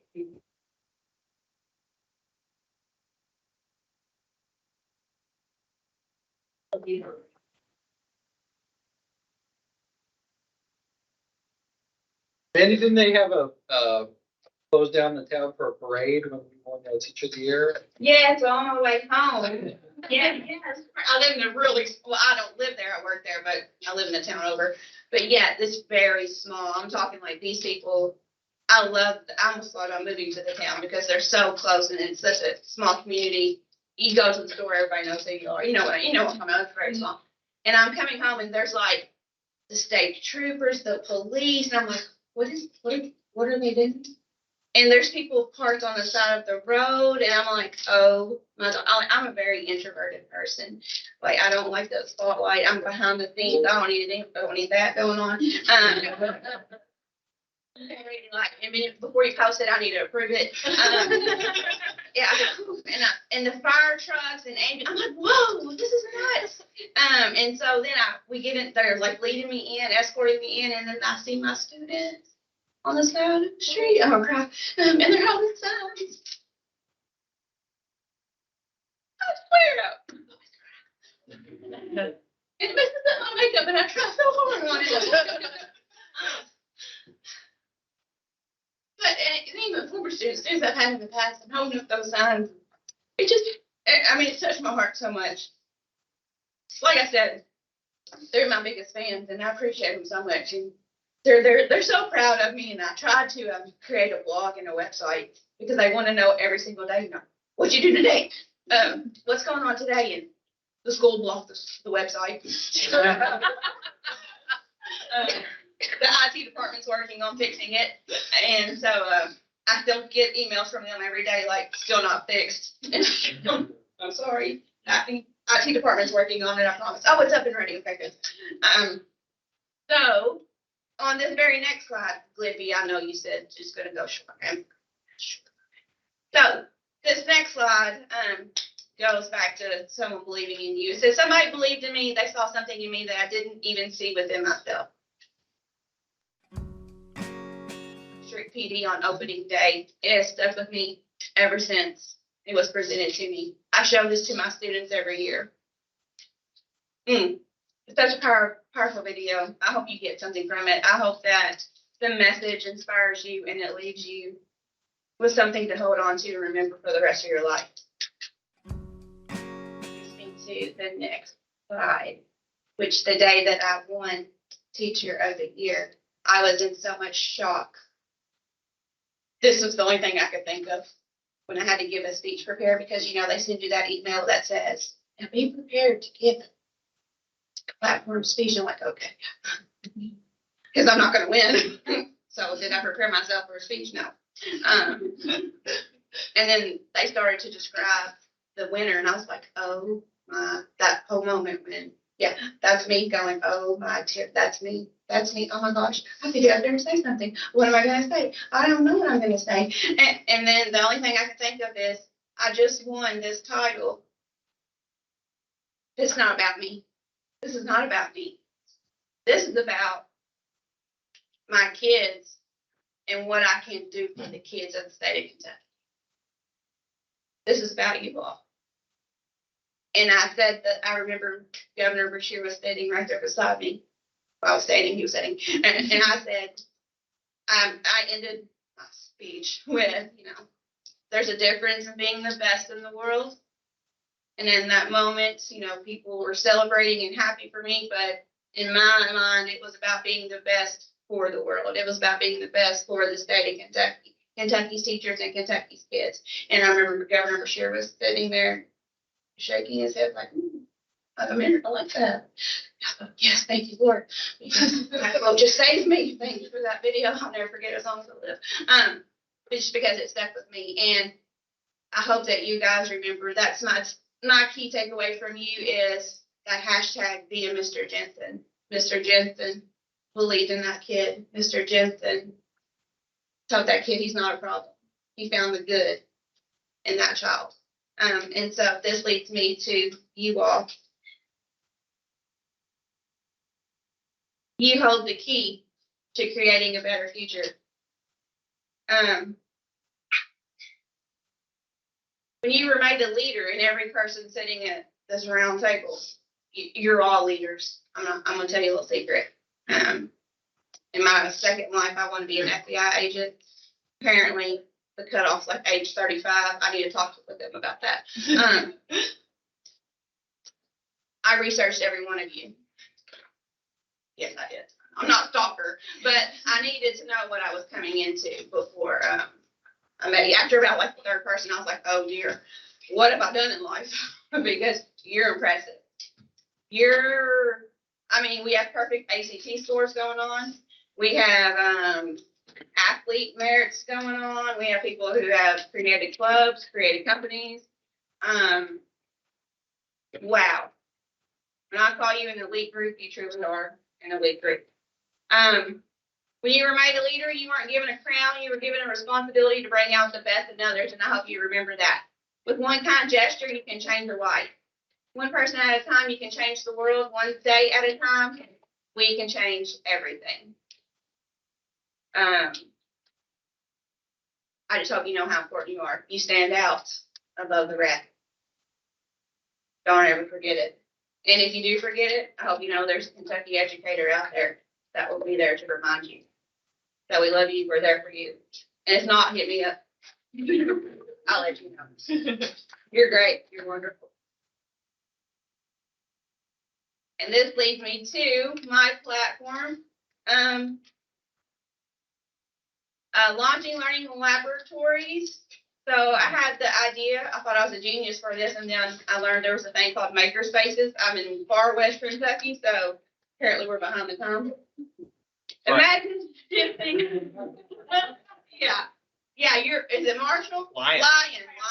I get it. You're right. Yeah, I thought you were nearby, and I was like, okay, so maybe they're gonna understand. Imagine shifting today's school libraries from a repository of information into labs for informational learning. Then I thought I was cool for, the hashtag there. Laboratories. And so I was thinking it'd be a great idea instead of, when we think about a library, we think if we go in, we have to be quiet, we're finding a book, we're looking for information, doing research. Or in Western Kentucky, that's our idea of a library or library time. So on the next slide, I had the idea of having it broken down into different zones or labs. In these labs, we have there's that hip word, makerspace, STEM lab, a digital media lab, an SEL lab, and, excuse me, and then a reading and sentence lab. I'm not really sure how all this is possible. This was just a brainstorming idea. I did a lot of research. In fact, that's where I found out about maker spaces. I didn't even know those existed. But they do. Does anyone have a school that has the maker? Oh, look at y'all. Okay. Yeah. You have the maker spaces. Mm-hmm. But maybe you can help me out and help Western Kentucky out because, yeah. I'm from Simpson County. They go to school in Boyle County. So it's like.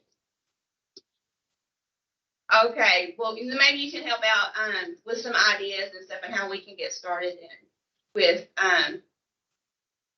building in some of these labs into the libraries. Yes, ma'am. So we don't have this like at our school, but there's like we have a library in Louisville called the Northeast Regional Library, and it's just a public library, and it has like the whole like maker space with like all of like everything that you mentioned there, and it's like right by it has that digital media room, and it has like a teenage like reading space. It has like all these different reading spaces and like a ton of different like computers and stuff so that people can have access to that. So like that's the main thing that I see like in comparison to us. And I find that like that's definitely like a place in Louisville that like is very like good for the community. And like a lot, like I know like if I'm ever like stressed or something and I need like a place to go where I'll like be able to focus, but also like be able to get opportunities that I wouldn't really like. I don't have like a laser cutter at home, you know. Right. So like that has done like a lot of good, at least in like my community, and like to see that reflected in like school buildings is like it's very radical. But I wish it wasn't. Like I wish that was a norm, and I think it could do like such big things for like the students there, especially because like STEM, especially like I'm a MST student, so that's math, science, technology, that's my magnet, and I find that STEM resources are very hard to access frequently, and it disincentivizes a lot of students who may not have like been in that STEM pipeline from ever like joining it. So I think this would be very fun. Yay, thank you so much.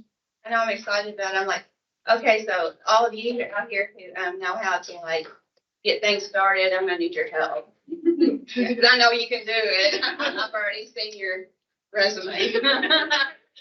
You can't lie. Okay, next. Oh, sorry, go ahead. Charlie? Yeah, I know. I'm kidding. My school is actually going under construction. They thought it'd be done in 2025, so before I leave. But they are creating SEL spaces. So if you want to get in contact with them, I'm sure they can help you out. Like throughout the school? Yeah. So there's going to be like really big open areas for, you know, just students who need some extra help in STEM or need that pipeline, don't have those resources. And basically it's just, I think we're just trying to make it more student led. Okay. So if you want to get in contact with someone from Marion County and look at the construction plans, I'm sure there's someone who can help you out. Right. Yeah. Well, at least where I go to Southwold. And in Oldham County, we have a lot of different varieties, and a lot of it, we have green screens because we do what we call Dragon News. We have like a school news outlet, and we have a newspaper and yearbook and everything. So it's definitely with the digital media and communications, that's where we really are big. But I know most of these, I think every single student that I would talk to would probably agree with having these, especially with all the different majors we have. Oh, yes, I'm excited. Yay! I complete. Okay. Oh, we can skip this one. Yeah. Oh yeah. So this was this is the elementary part of me. So this was just a cute little laboratories thing I came up with. So this would be like, welcome to our laboratory, a place to seek, dream, and explore, a place that will leave you yearning for more, a place to think, reflect, and use your imagination, a place to construct your own creation, a place to connect, smile, and care, a place to bring ideas to share, a place to calm down, relax, and breathe, a place for all to believe and succeed. I love that. Should I make a takeoff? Yeah. Yes. So, for practice of STEM school, we have a makerspace in our basement in our dorm. So, it's open pretty much all hours, and it's with pretty much the same stuff that we will put on makerspace on the slide, but we can go through trainings to get access to different parts of the makerspace. So, like training using like designing stuff for the 3D printer, using the laser engraver. There's also, we have a soldering station, so you can go through training to get to use that.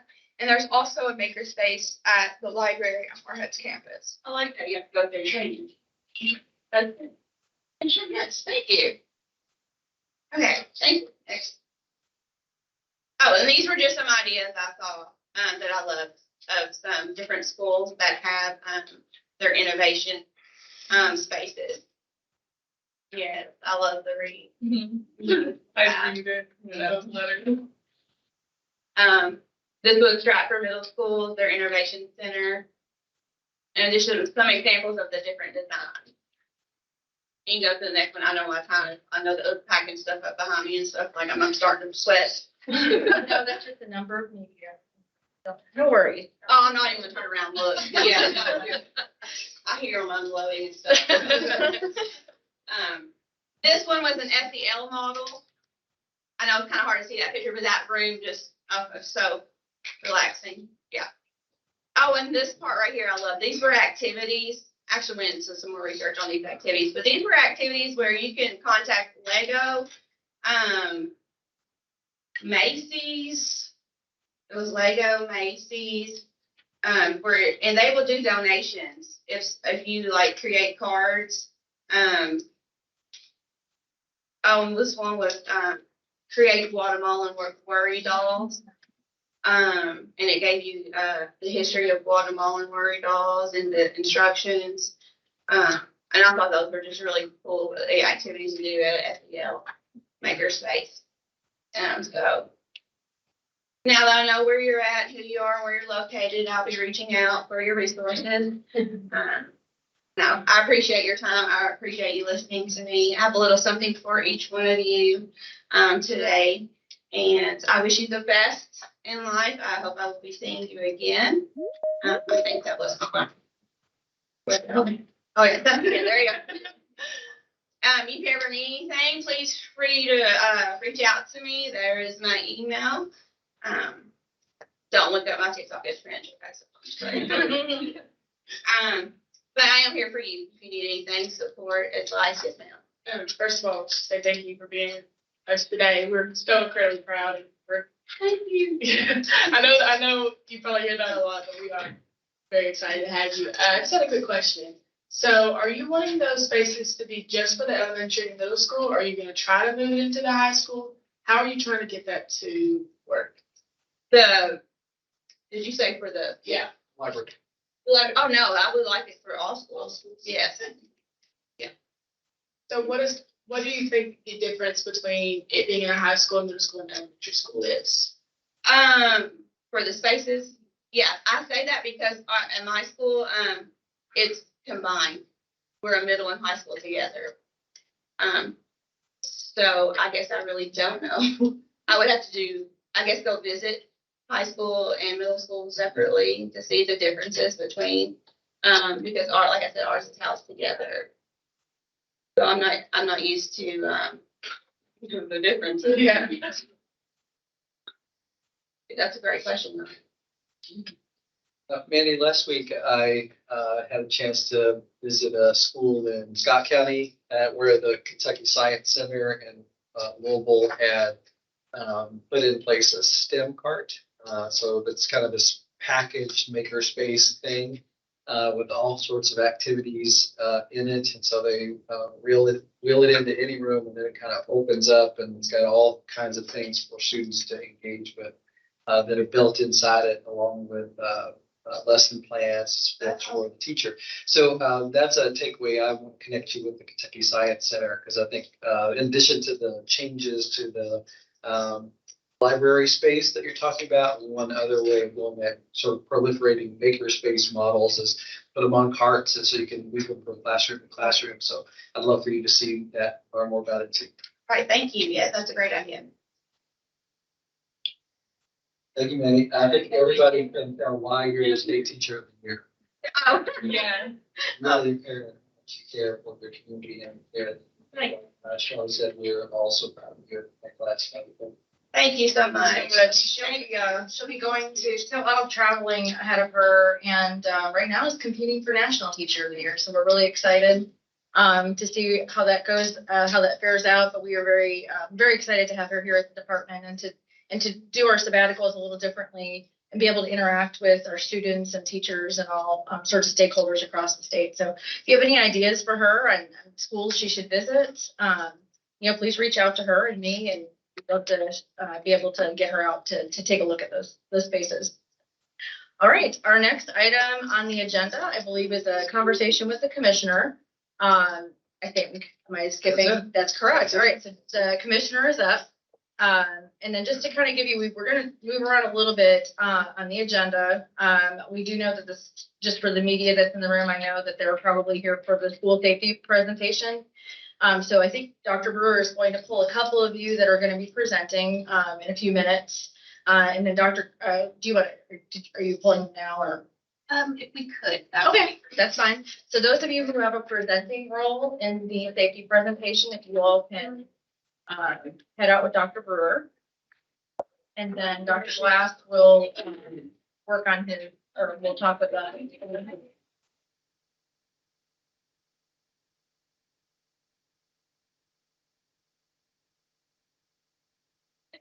Hold about it. Okay. So you got this. Yeah, just kind of turn and like. All right. And All right. pay no mind to the gaggle of cameras that have appeared to scrutinize and record everything you say. I noticed looking at the membership that, so I turned into the calculation, we have 17 seniors, 9 juniors, and 2 sophomores that are part of this group. And all of you are in a really important time in your lives in terms of the experiences that you're having right now, but also an exciting time in terms of that it's a transition. You start thinking about what comes next. I have often found that when I look back, the times when I was making transitions, I was always thinking about the next thing, the next thing, next thing. And sometimes you fail to realize that the time that you're in are some of the best times.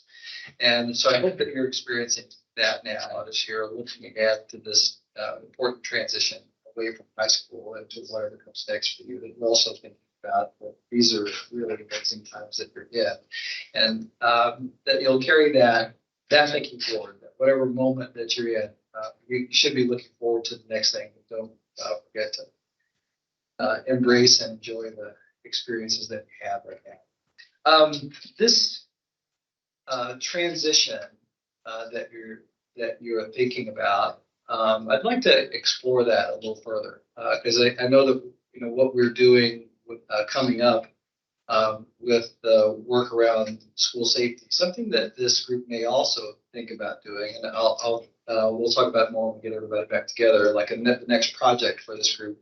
It occurs to me that all of your peers are going through these same things, thinking about what's the transition, what's the next step, how do I make that, what's the right move. It's so consequential and so important.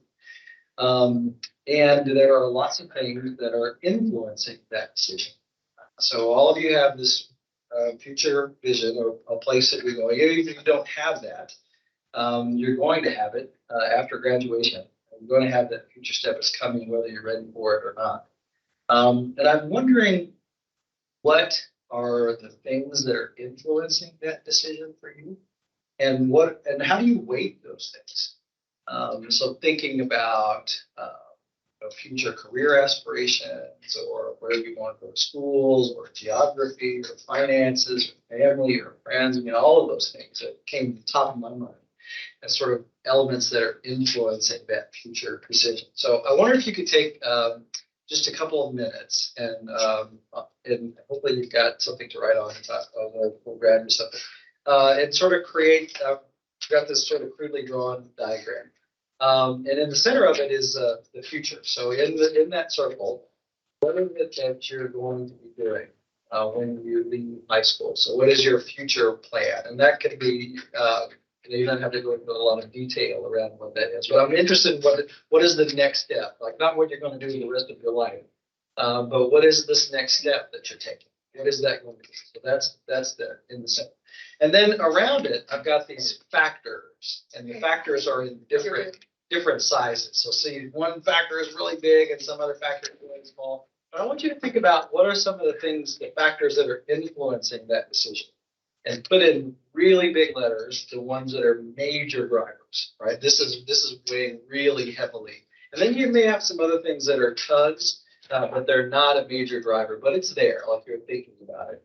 So if you could take a couple of minutes and kind of sketch that out, just for you, and then we can have a conversation around what are some of the commonalities in that, and also some unique things that make it first.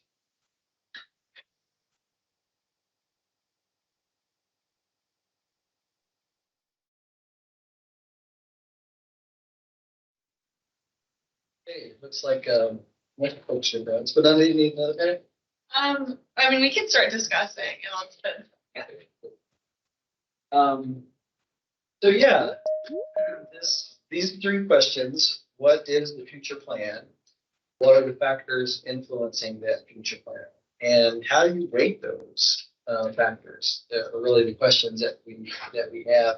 So I wonder if we could kind of pop around and some of you could disclose what your future plans are right now, what some of those factors were, and how you weighted them, or what were some of the rationale. Yeah, Kelly, thank you. So my future plans is to become a senior college alumni. I've already been accepted. I was accepted about a couple months ago, and hopefully go to a strong law school. My biggest factor is education, because I want to make sure that I am prepared to go to law school and make sure that I know the correct curriculum, the correct materials to get there. The second is the location. For me, Center is actually really close to home. So I still want to go to a law school that's still close to home, but far enough that where I can still branch out. And that goes to my next one, which is family, because I still want to be able to keep that connection with them by still going to the correct law school. And then my smallest one is probably friends. I'd probably say that because they're not the biggest factor, because I know they come and go. But I hope to find who my strongest friends are throughout this college experience. So, and it was the education, you mean sort of the, what you expect to be the quality of the education, the experience, and so Center has a good reputation, and so that's the main thing that attracted you there. Okay, great. And there's a difference that I noted in location and family. So they're sort of related, like family's in one place, but sometimes people feel a certain attraction or connection with a place. So Caleb here is a former member of the student advisory here, and I know Caleb has a strong connection to Eastern Kentucky, his region, and it feels really passionate about that. But there are different things, right? Your family and the geographic location. Great. Someone else. Okay, I can go next. I will say mine's likely vaguer than most. I just put college because I don't know exactly where I'm going to college yet. I have it down 2 options. I'm just going to throw those out there because I don't know which one I'm going to yet. But the biggest one for me, I would say, is probably finance. Like that's the one I think about the most is finance, and that makes location matter because that means it would be better to go in state because cheaper. So it's the cost of attendance. Yeah, it's cost of attendance generally is the biggest problem for me. And so in labeling it down to specific colleges, scholarships come into play. And so that's how I've already got it down to 2. And so I'm trying to just see which one gives me the better scholarship right now.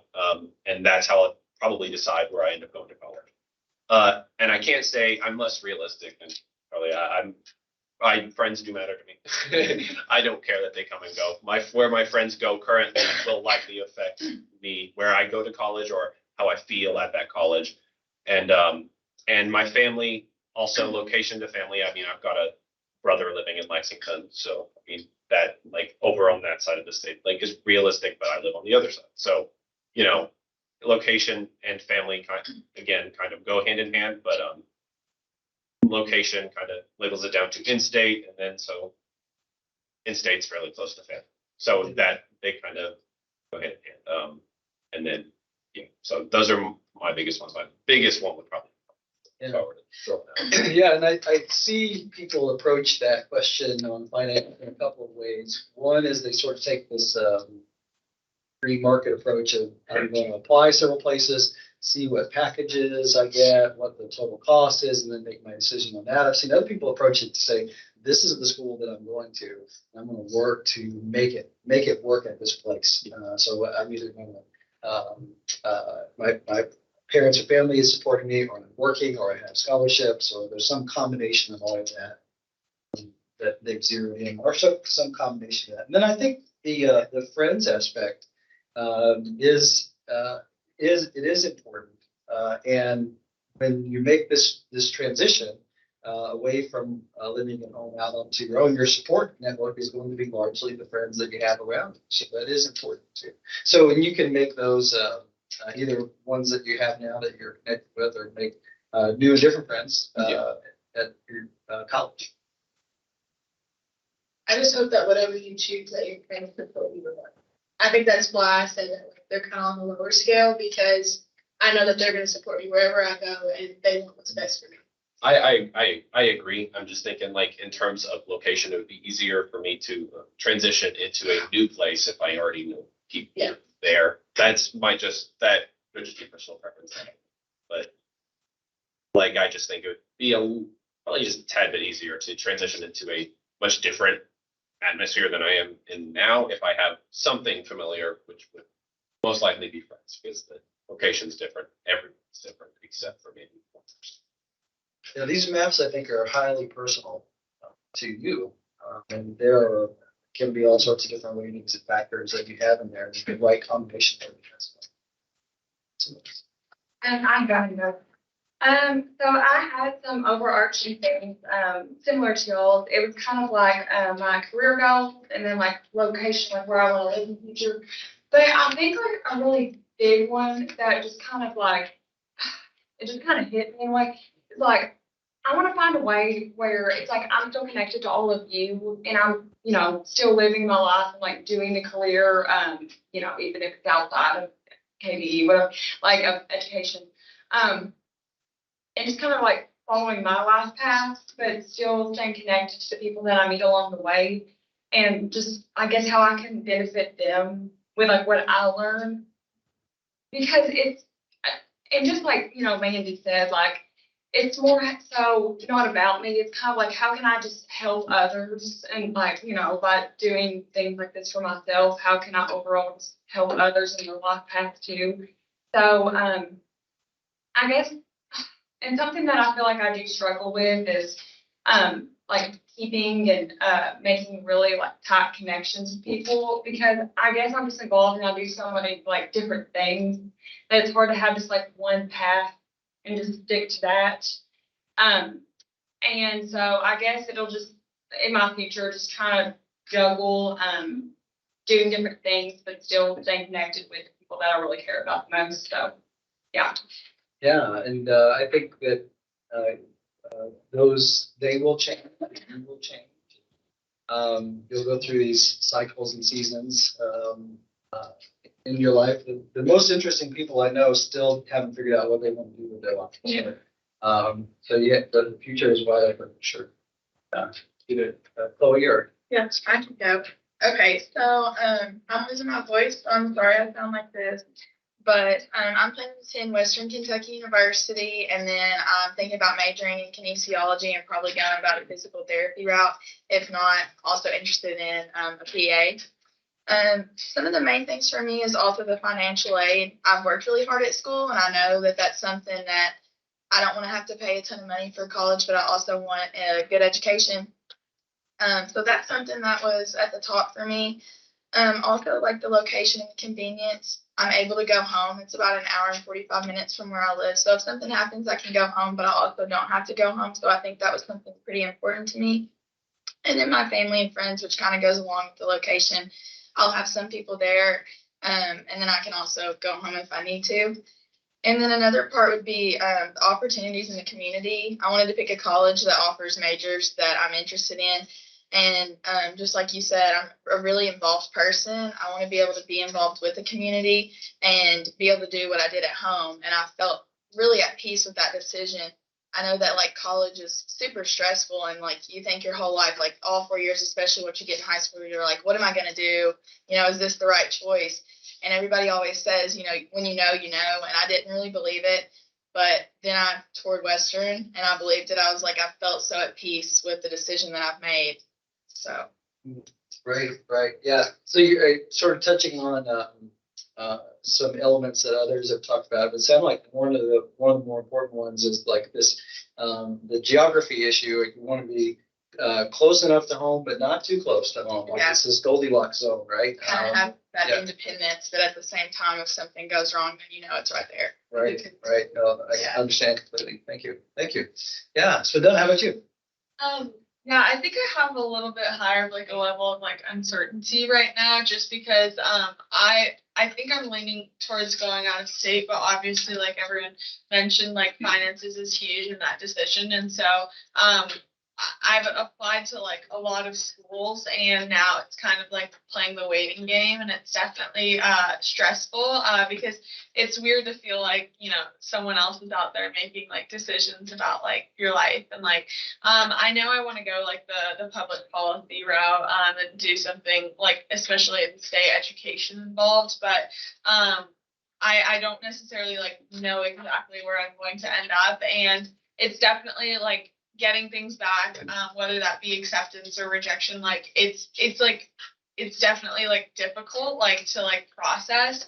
And so, but I do just want to ensure that like I'm going somewhere, because I feel like, you know, I want to go somewhere that obviously like has like good opportunities and like a strong like academic focus as well. But like I feel like the culture and the climate isn't like considered nearly enough. Like I know like I have an older sister, and like that is something like we didn't really like consider it. Like, and now like looking back, like for my future, I definitely like want to take in those things a lot more, like ensuring like the school I go to has like a level of diversity so that I feel represented with my student body.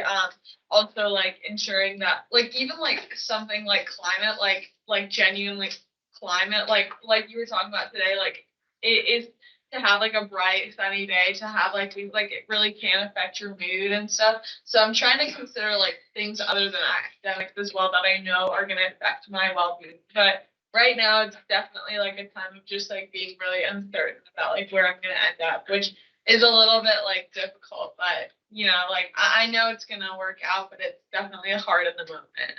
Yeah, well, I think that's exciting too, that it's wide open, and I think most of the people who have some years on them in this room would tell you that there were expected and unexpected things that hit you, that hit them, that change your course and direction.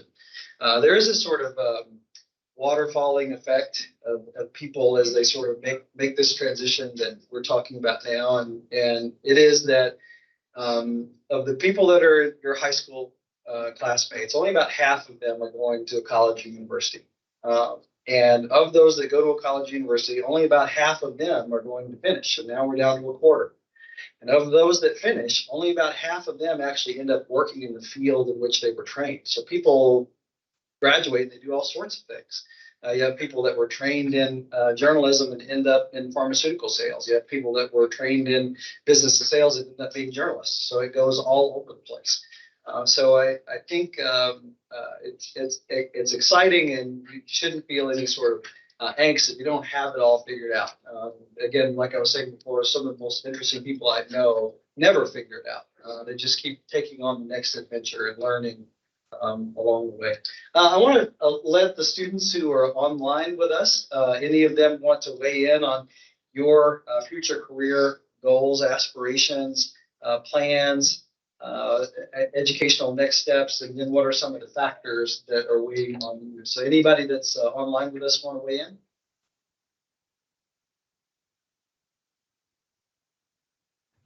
I can go. Thank you. So I want to go to U of L and study biology. They have an awesome dental program. And so a lot of that has factored in is that they have an awesome dental program, obviously. And then it's kind of like that Goldilocks location. It's about 2 hours away, so I can go home whenever I want. Or if my parents want to come up and visit me, it's not a big deal. Also, my dad went to the school of dentistry at U of L, so he's been a heavy factor in encouraging me to go there. But I'm just really excited to go to U of L. They have the awesome Greek life, and then their Raise Red charity. I started my school's chapter at Davis County, and so just kind of pairing up with that again has been a major factor. Yeah, I heard a new sort of wrinkle on the family factor here. One that we heard before was kind of geographic proximity to family, but what really you're talking about is the sort of influence and guidance of your family and helping you make the decision. So they're providing you counsel and advice on what the next step should be. Okay, anybody else that's online with us want to weigh in?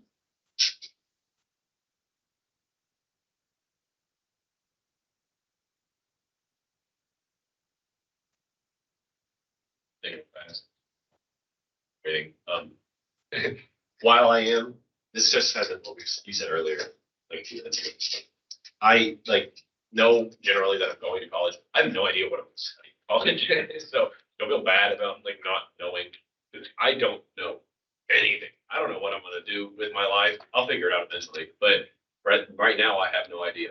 I don't like feel bad about like not knowing anything because I know like it's nerve wracking. But like eventually, you'll figure it out. It'll work itself out. Well, and one of the parts of that liberal arts education experience is that you're intentionally exposed to a lot of different things. So you may find that you went in thinking that you're really interested in creative writing. And then you take something completely different, like a statistics class, and you really are interested in it, and you end up chasing that. So it could, Charlie's smiling like that could never happen, but you wait. It will happen. Yeah, you'll find something. There will be something else that you'll be exposed to in the course of that. You'll think, this is really interesting. I'm really passionate about it, really interested in it. So that happened to me a few times when I was going through. I was a political science major, but alternated between thinking about stats and thinking about logic and thinking about philosophy and thinking about anthropology. So there were lots of courses that I took along the way, and I was like, wow, this is really cool. I could really do this. So I think that you'll have those experiences too by design. You get exposed to things, and because of that notion that you never will have to work a day in your life if you do the things that you love. So that's what I would say is most important. So I think we're running up on our transition to the next presentation. I did wonder if, do you think putting together something for your peers from this group just on this topic would be of value, just kind of a guide to high school students about this transition and some of the factors they should think about and how some things they should consider in weighting them. Would that be something that you think your peers would value and something that y'all are interested in working on? So are you talking about like a college or career business presentation? No, well, I'm thinking like you've got the brief on school safety that y'all put together and worked on over the past several months. So I guess I'm wondering like what's the next project for you? And it just occurred to me that all of you are in this transit, like you're all wrestling through all these factors, and there are lots of kids across the state that are doing that right now. So I just wonder if we could use your expertise and experiences to help create something for other students. There's an idea. I definitely think that would be very helpful in my school personally, just because I live in a very like agricultural, like more farming kind of area where I don't feel like we had our career day like a month ago and we didn't really, the careers that came were very diverse and like what is possible out there that I feel like I might know of, but a lot of my peers don't because they haven't been exposed to it. So yeah, some kind of like what going on, like you said, like a presentation of some sort to give to those students, whether it's through us or like with you. I think it would be so helpful. So definitely. Other thoughts or yeah.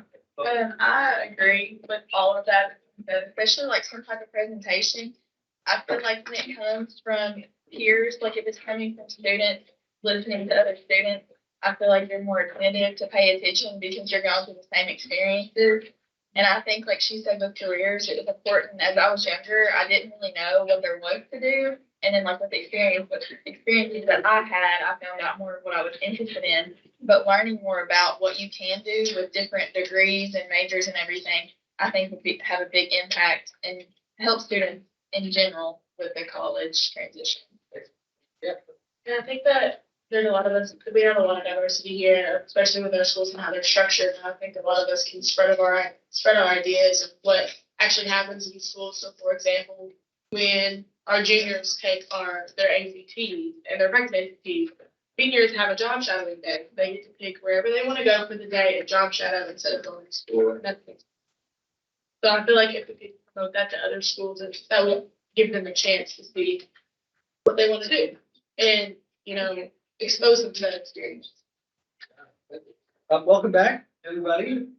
We've been having a conversation around the sort of transition phase that you're in right now, thinking about what's the next chapter and what are some of the factors that are influencing that decision. The students that were here with me relate a whole list of things that were influencing them, related to what are their future career goals, what's the educational experience going to be like in the next step, where's the location or geography and how that relates to the decision, their family proximity and also influence on that decision, their friends, where their friends are going, the cost associated with it, and then the sense of sort of service or altruism, like I want to do something that is in service of others, so we'll do that with value.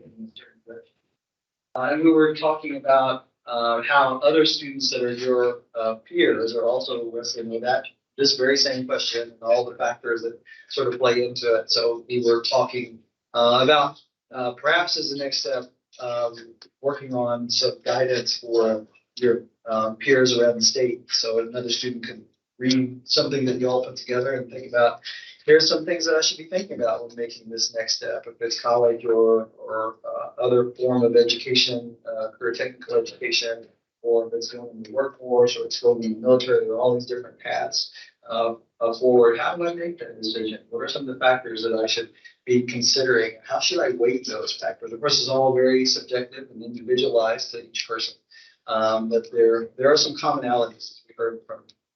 We have some things that are influencing. Okay, Tony, I'm not sure where we are on the agenda. We want to do it's about 11:30. Yeah. Yeah. So we'll go ahead and start our presentation a little bit early, since I know that's what we're all kind of focused on at the moment. And then we'll skip to the other. Oh, hold on, I have another reporter. We might want to wait just a second, but I'll give you a quick overview while we get everybody shifted. So just a little bit about the Commissioner's Student Advisory Council. We have about 29 members. They are represented from all over the states. You'll see here today, we have everyone from Marshall County, Lyon County, Eastern Kentucky, Kentucky School for the Deaf, Kentucky School for the Blind. It is set up that way so that we do have students at the cross section of the entire state. And so we meet every month, 3 times a year in person. This is our second in-person meeting of the year. And this project that they're going to share with you started actually on May 3rd, following the May 31st meeting of last year. So there's a little bit of overlap. We had a couple of students that were kind of part of the initial that they've graduated. And then we have new students that started in August that have also been working on the project.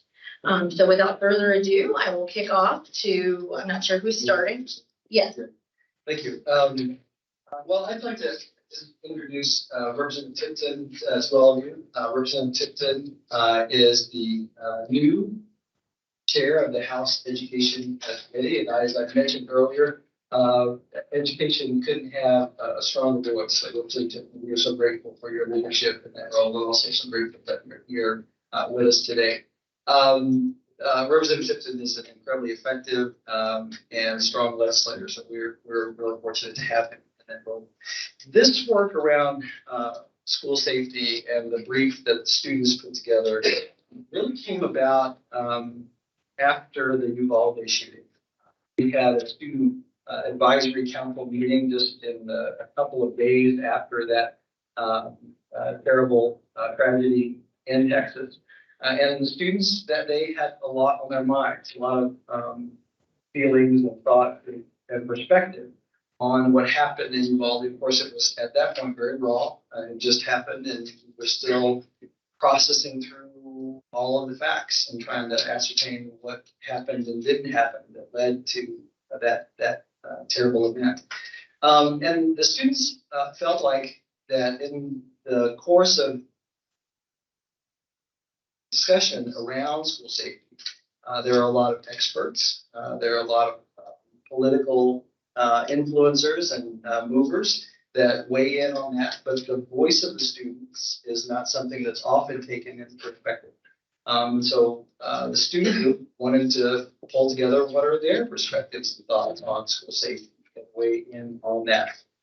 So we're here today to release the students' work. It is entirely put together by them. We would support them from the Kentucky Department of Education, but the students are the ones that form the groups. They did the writing, they did the thinking, and they put these perspectives together. And they used a consensus model, so they all are standing in agreement behind these as the recommendations that they have. Of course, this couldn't come at a more opportune or maybe more challenging time. When we look at where we are in the nation in terms of shootings right now, there have been, according to the New York Times this morning, 39 school shootings, 39 mass murders, not school shootings, 39 mass murders that have killed 4 or more people since January 1st in the United States. There have been a total of 69 persons killed just in this month, in this beginning of 2023. And of course, just in the last few days, we've seen 2 mass murders in California, one in the Los Angeles area at the Monterey Park, and one in the Bay Area with Half Moon Bay. And then just yesterday, a school shooting at a charter school in Des Moines, Iowa took place. So this is certainly timely and relevant. All of us are interested in how we can keep our schools and our communities safer. The perspective of students is something that we really value and want more in this conversation. So with that, I'll turn things over to the students. Who is our lead presenter? Okay, Peter, go ahead. Go ahead. Thank you. First of all, I'd like to thank Commissioner Glass and the Kentucky Department of Education for allowing us all to be here on this wonderful council. I also like to thank Representative Tipton. We've all heard wonderful things about your work in the legislature as a champion of education. Today we have a presentation for you. It is our recommendations on school safety and a brief entitled "A Focus on School Safety." Okay, so first of all, I would like to just introduce everyone in the room. So if we could just go around and say our names and where we're from, that would be great. My name is Delaney Doherty. I'm from Butler County High School and I'm a senior. Hi, I'm Tommy Lamar. I'm a junior at Manual High School from Jefferson County.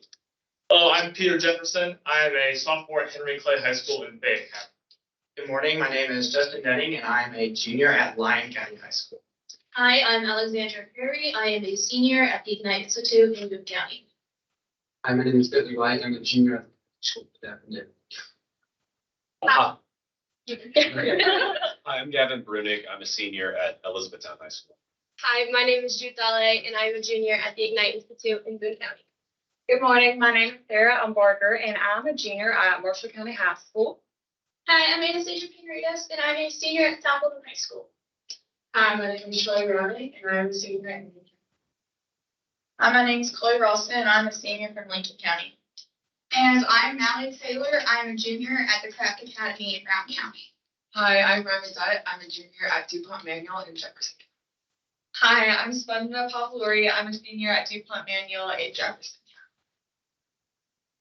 So to start off, I'd like to talk about where we began this project. So all of us on this council, obviously, we deeply care about education, getting a quality education, and that can't happen without having a safe school environment.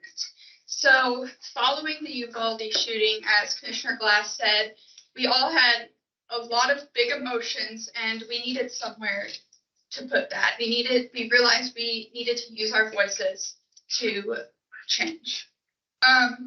So to do that, we started by dividing into subgroups. We decided that was the most efficient way to organize our information so that each group could be most specialized in their area. So to do the groups that we split into were before the incident, during the incident, and after the incident. So each group was specialized in their own individual area and was able to do research, but eventually we all came together and agreed that each section went together and didn't clash. So for the most part, we did pretty much everything ourselves, but we did have some help from our adults. We had guided questions that helped us with revising what we had already written, such as like, is the author cited? Can I defend the statement? Have we identified the strongest recommendations we can? And where can we expand our thinking? So that's kind of how we began the project and what we started with. On the next slide, we talk about our method, how we created these recommendations. We began by dividing into subgroups, as Mally said, and within these subgroups, we brainstormed. Each student was allowed to state their own opinions and their experiences regarding school safety. Many of us gave anecdotes and experiences from our school about issues of school safety and possible solutions that may have been implemented in our school. Over the summer, as we were in our subgroups, we also did independent research.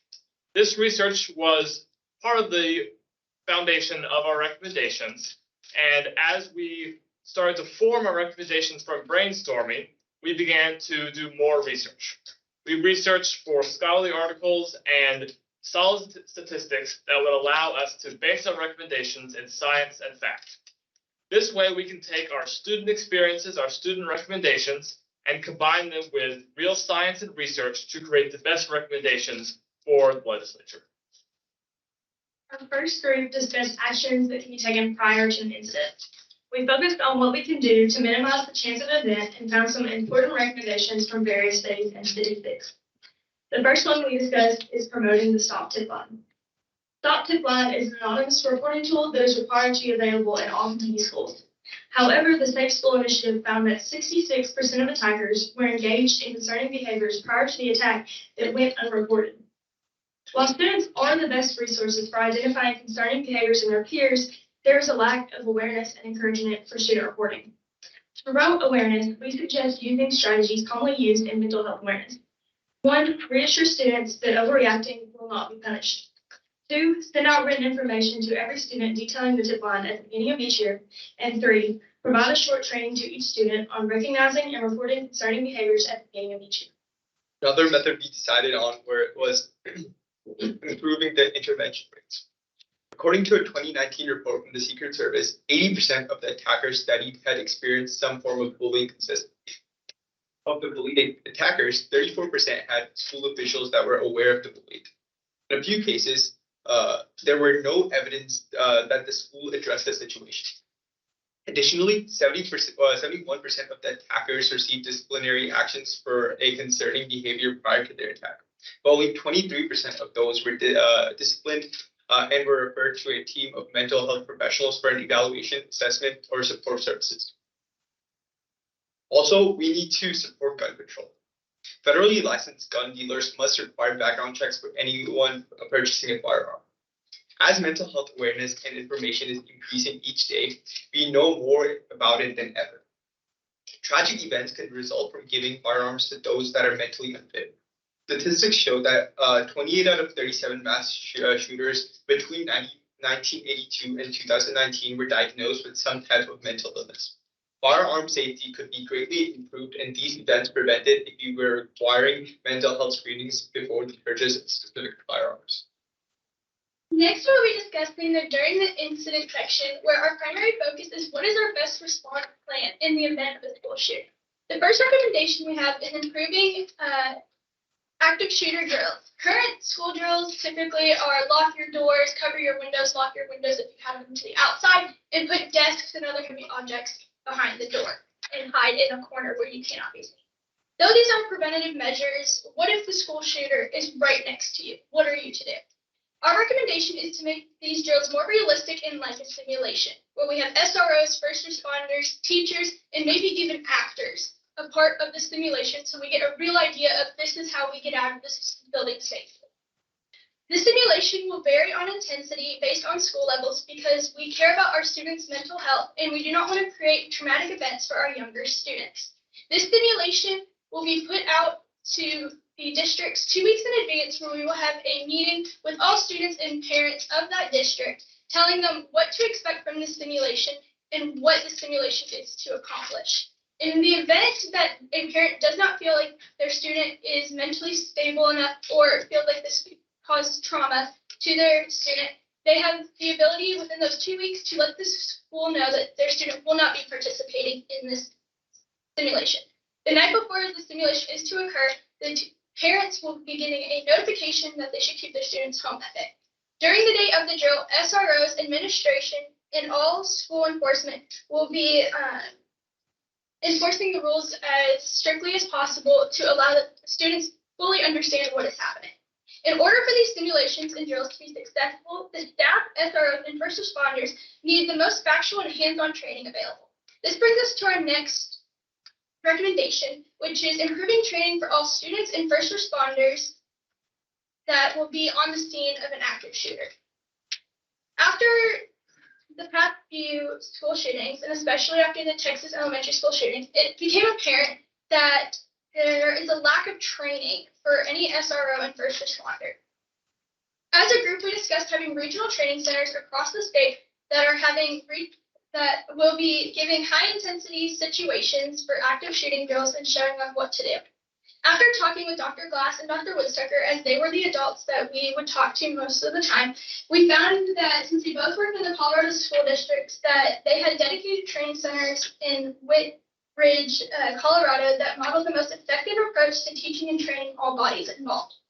The most important thing is that SROs, staff, and first responders feel confident that they know what to do so they can ease the minds of parents and students going into these simulations in the event of an actual shooting.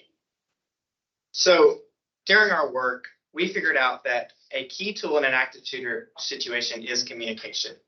Even in the building, we need words such as "this is not a drill" or "this is real" to let students know the urgency of a situation.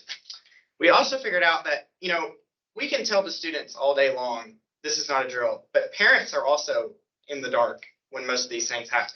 So we started looking at notification systems for schools to be able to send out messages, not only to parents, but to students and teachers as well, detailing what's going on and what next steps you should take to stay safe.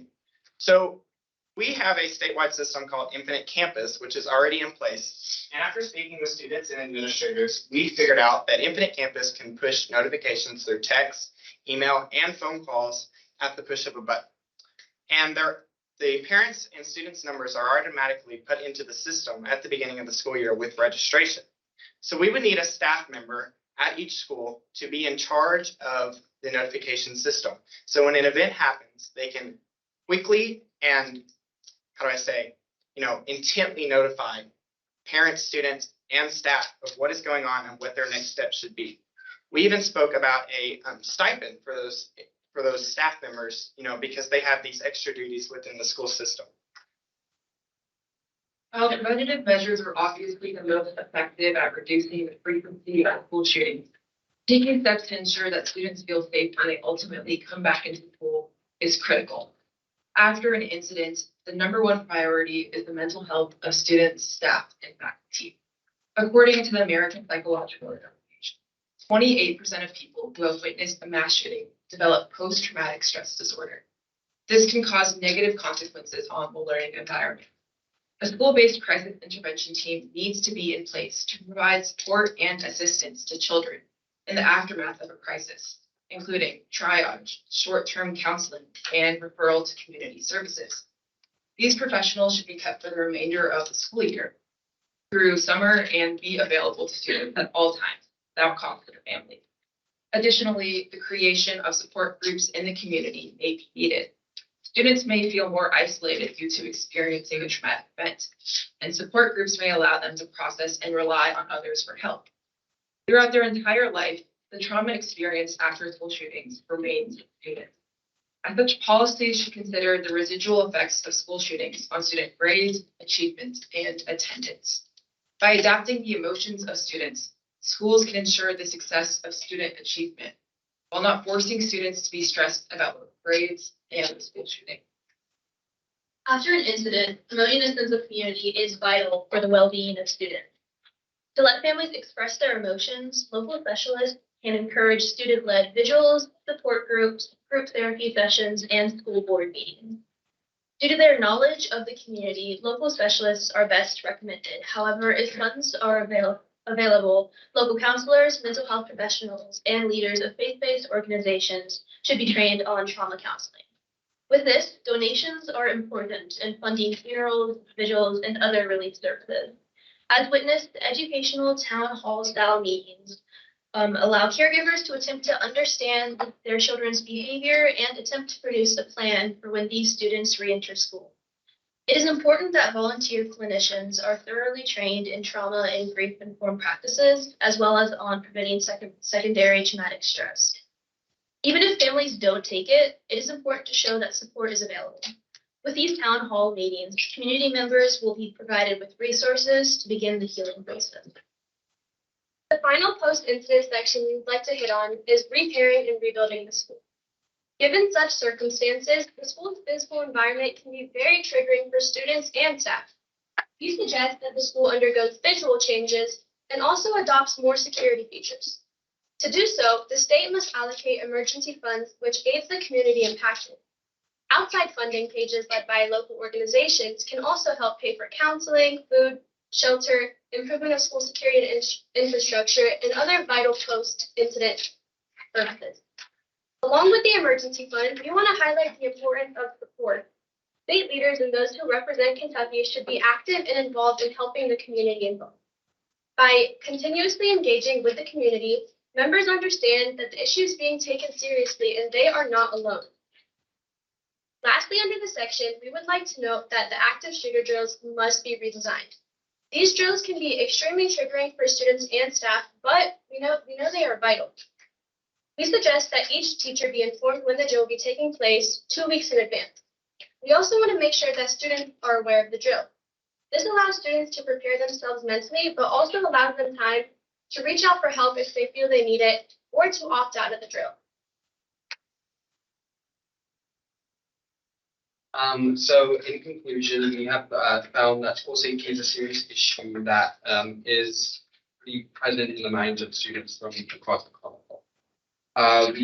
These students who think about this would like one tangible change made at an administrative and legislative level to increase their safety. These changes include but are not limited to increasing the amount of training and improving that training for first responders, including SROs, students, faculty, staff at schools, and providing mental health support for the community during and after an incident occurs. Thank you so much for listening to our presentation, and we are now open to any questions. Let's start with Representative Tipton. Any feedback or questions? Thank you, Commissioner, and I want to thank each and every one of you for your work on this.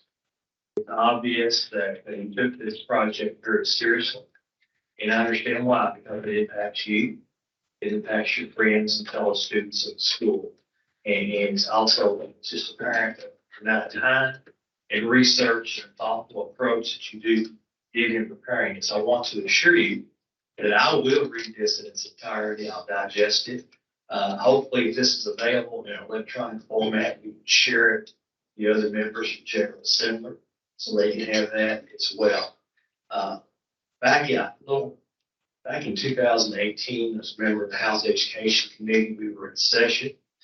We were having a meeting one morning, and Sarah, I know you're going to remember this because at the end of that meeting, Representative Van Carney, who's chairman, made the announcement to us that there had been a school shooting in Marshall County High School. And I just, remember just such an empty, sick feeling in my stomach that day, that, it happened here in Kentucky. After that incident happened, Chairman Carney and also Senator Max Wise, who's chair of the Senate Education Committee at that time, assembled a group of stakeholders. They held regional meetings around the state. And as a result of that, in 2019, we passed Senate Bill 1, the School Safety Resiliency Act. And because of that, I firmly believe a lot of situations that happen in Uvalde, we've already made some great strides there. But that does not mean we need to be complacent. We need to continue to look at this. We need to continue to study. We need to continue to learn when these unfortunate situations happen. And, I truly believe that a lot of times we see the school shooting as a symptom of a much larger problem that's going on in someone's life. and you all refer to that. I really believe we have to address what are these root problems? What are the root causes that would cause someone to want to take such an act? And I appreciate your efforts. I appreciate your time. And don't be surprised if you get an invitation coming from the General Assembly in the near future.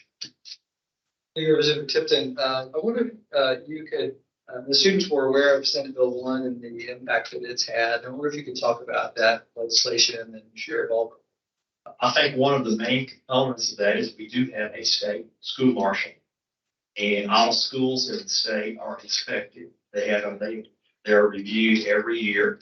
And I recently have been visiting some schools in the state. And when I talk to administrators, I always ask them about their inspection or visit from the school marshal. And I think we have seen in testimony last year, we had an almost 100% compliance with Senate Bill 1 as they went around the schools. And the school marshals are not there to be punitive. They're there to be offer constructive criticism and help these schools identify areas they need to improve on. And there are areas that we need to improve on.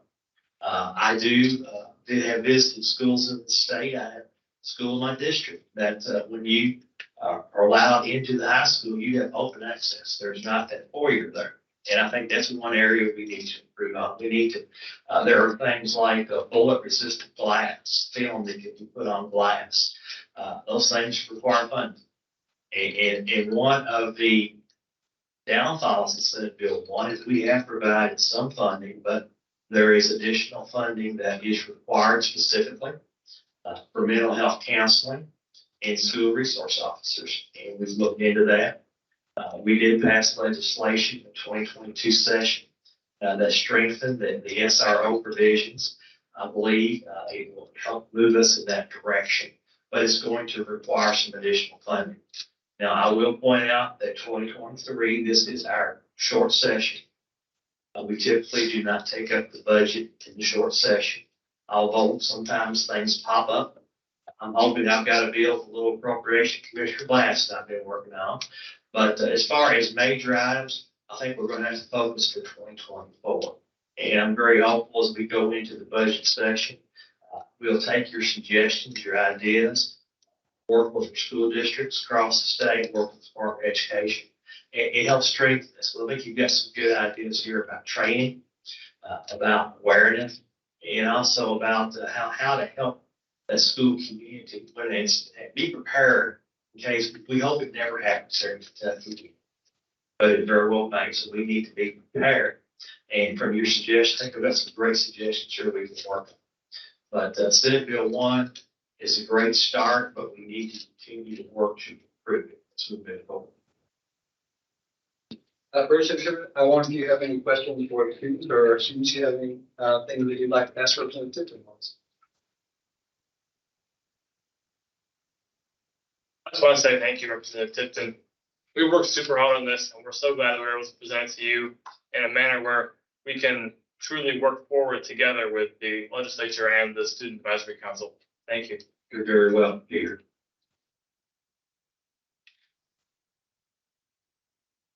I think that concludes the presentation part. I again just wanted to reiterate that what you heard today is the work of all of our students.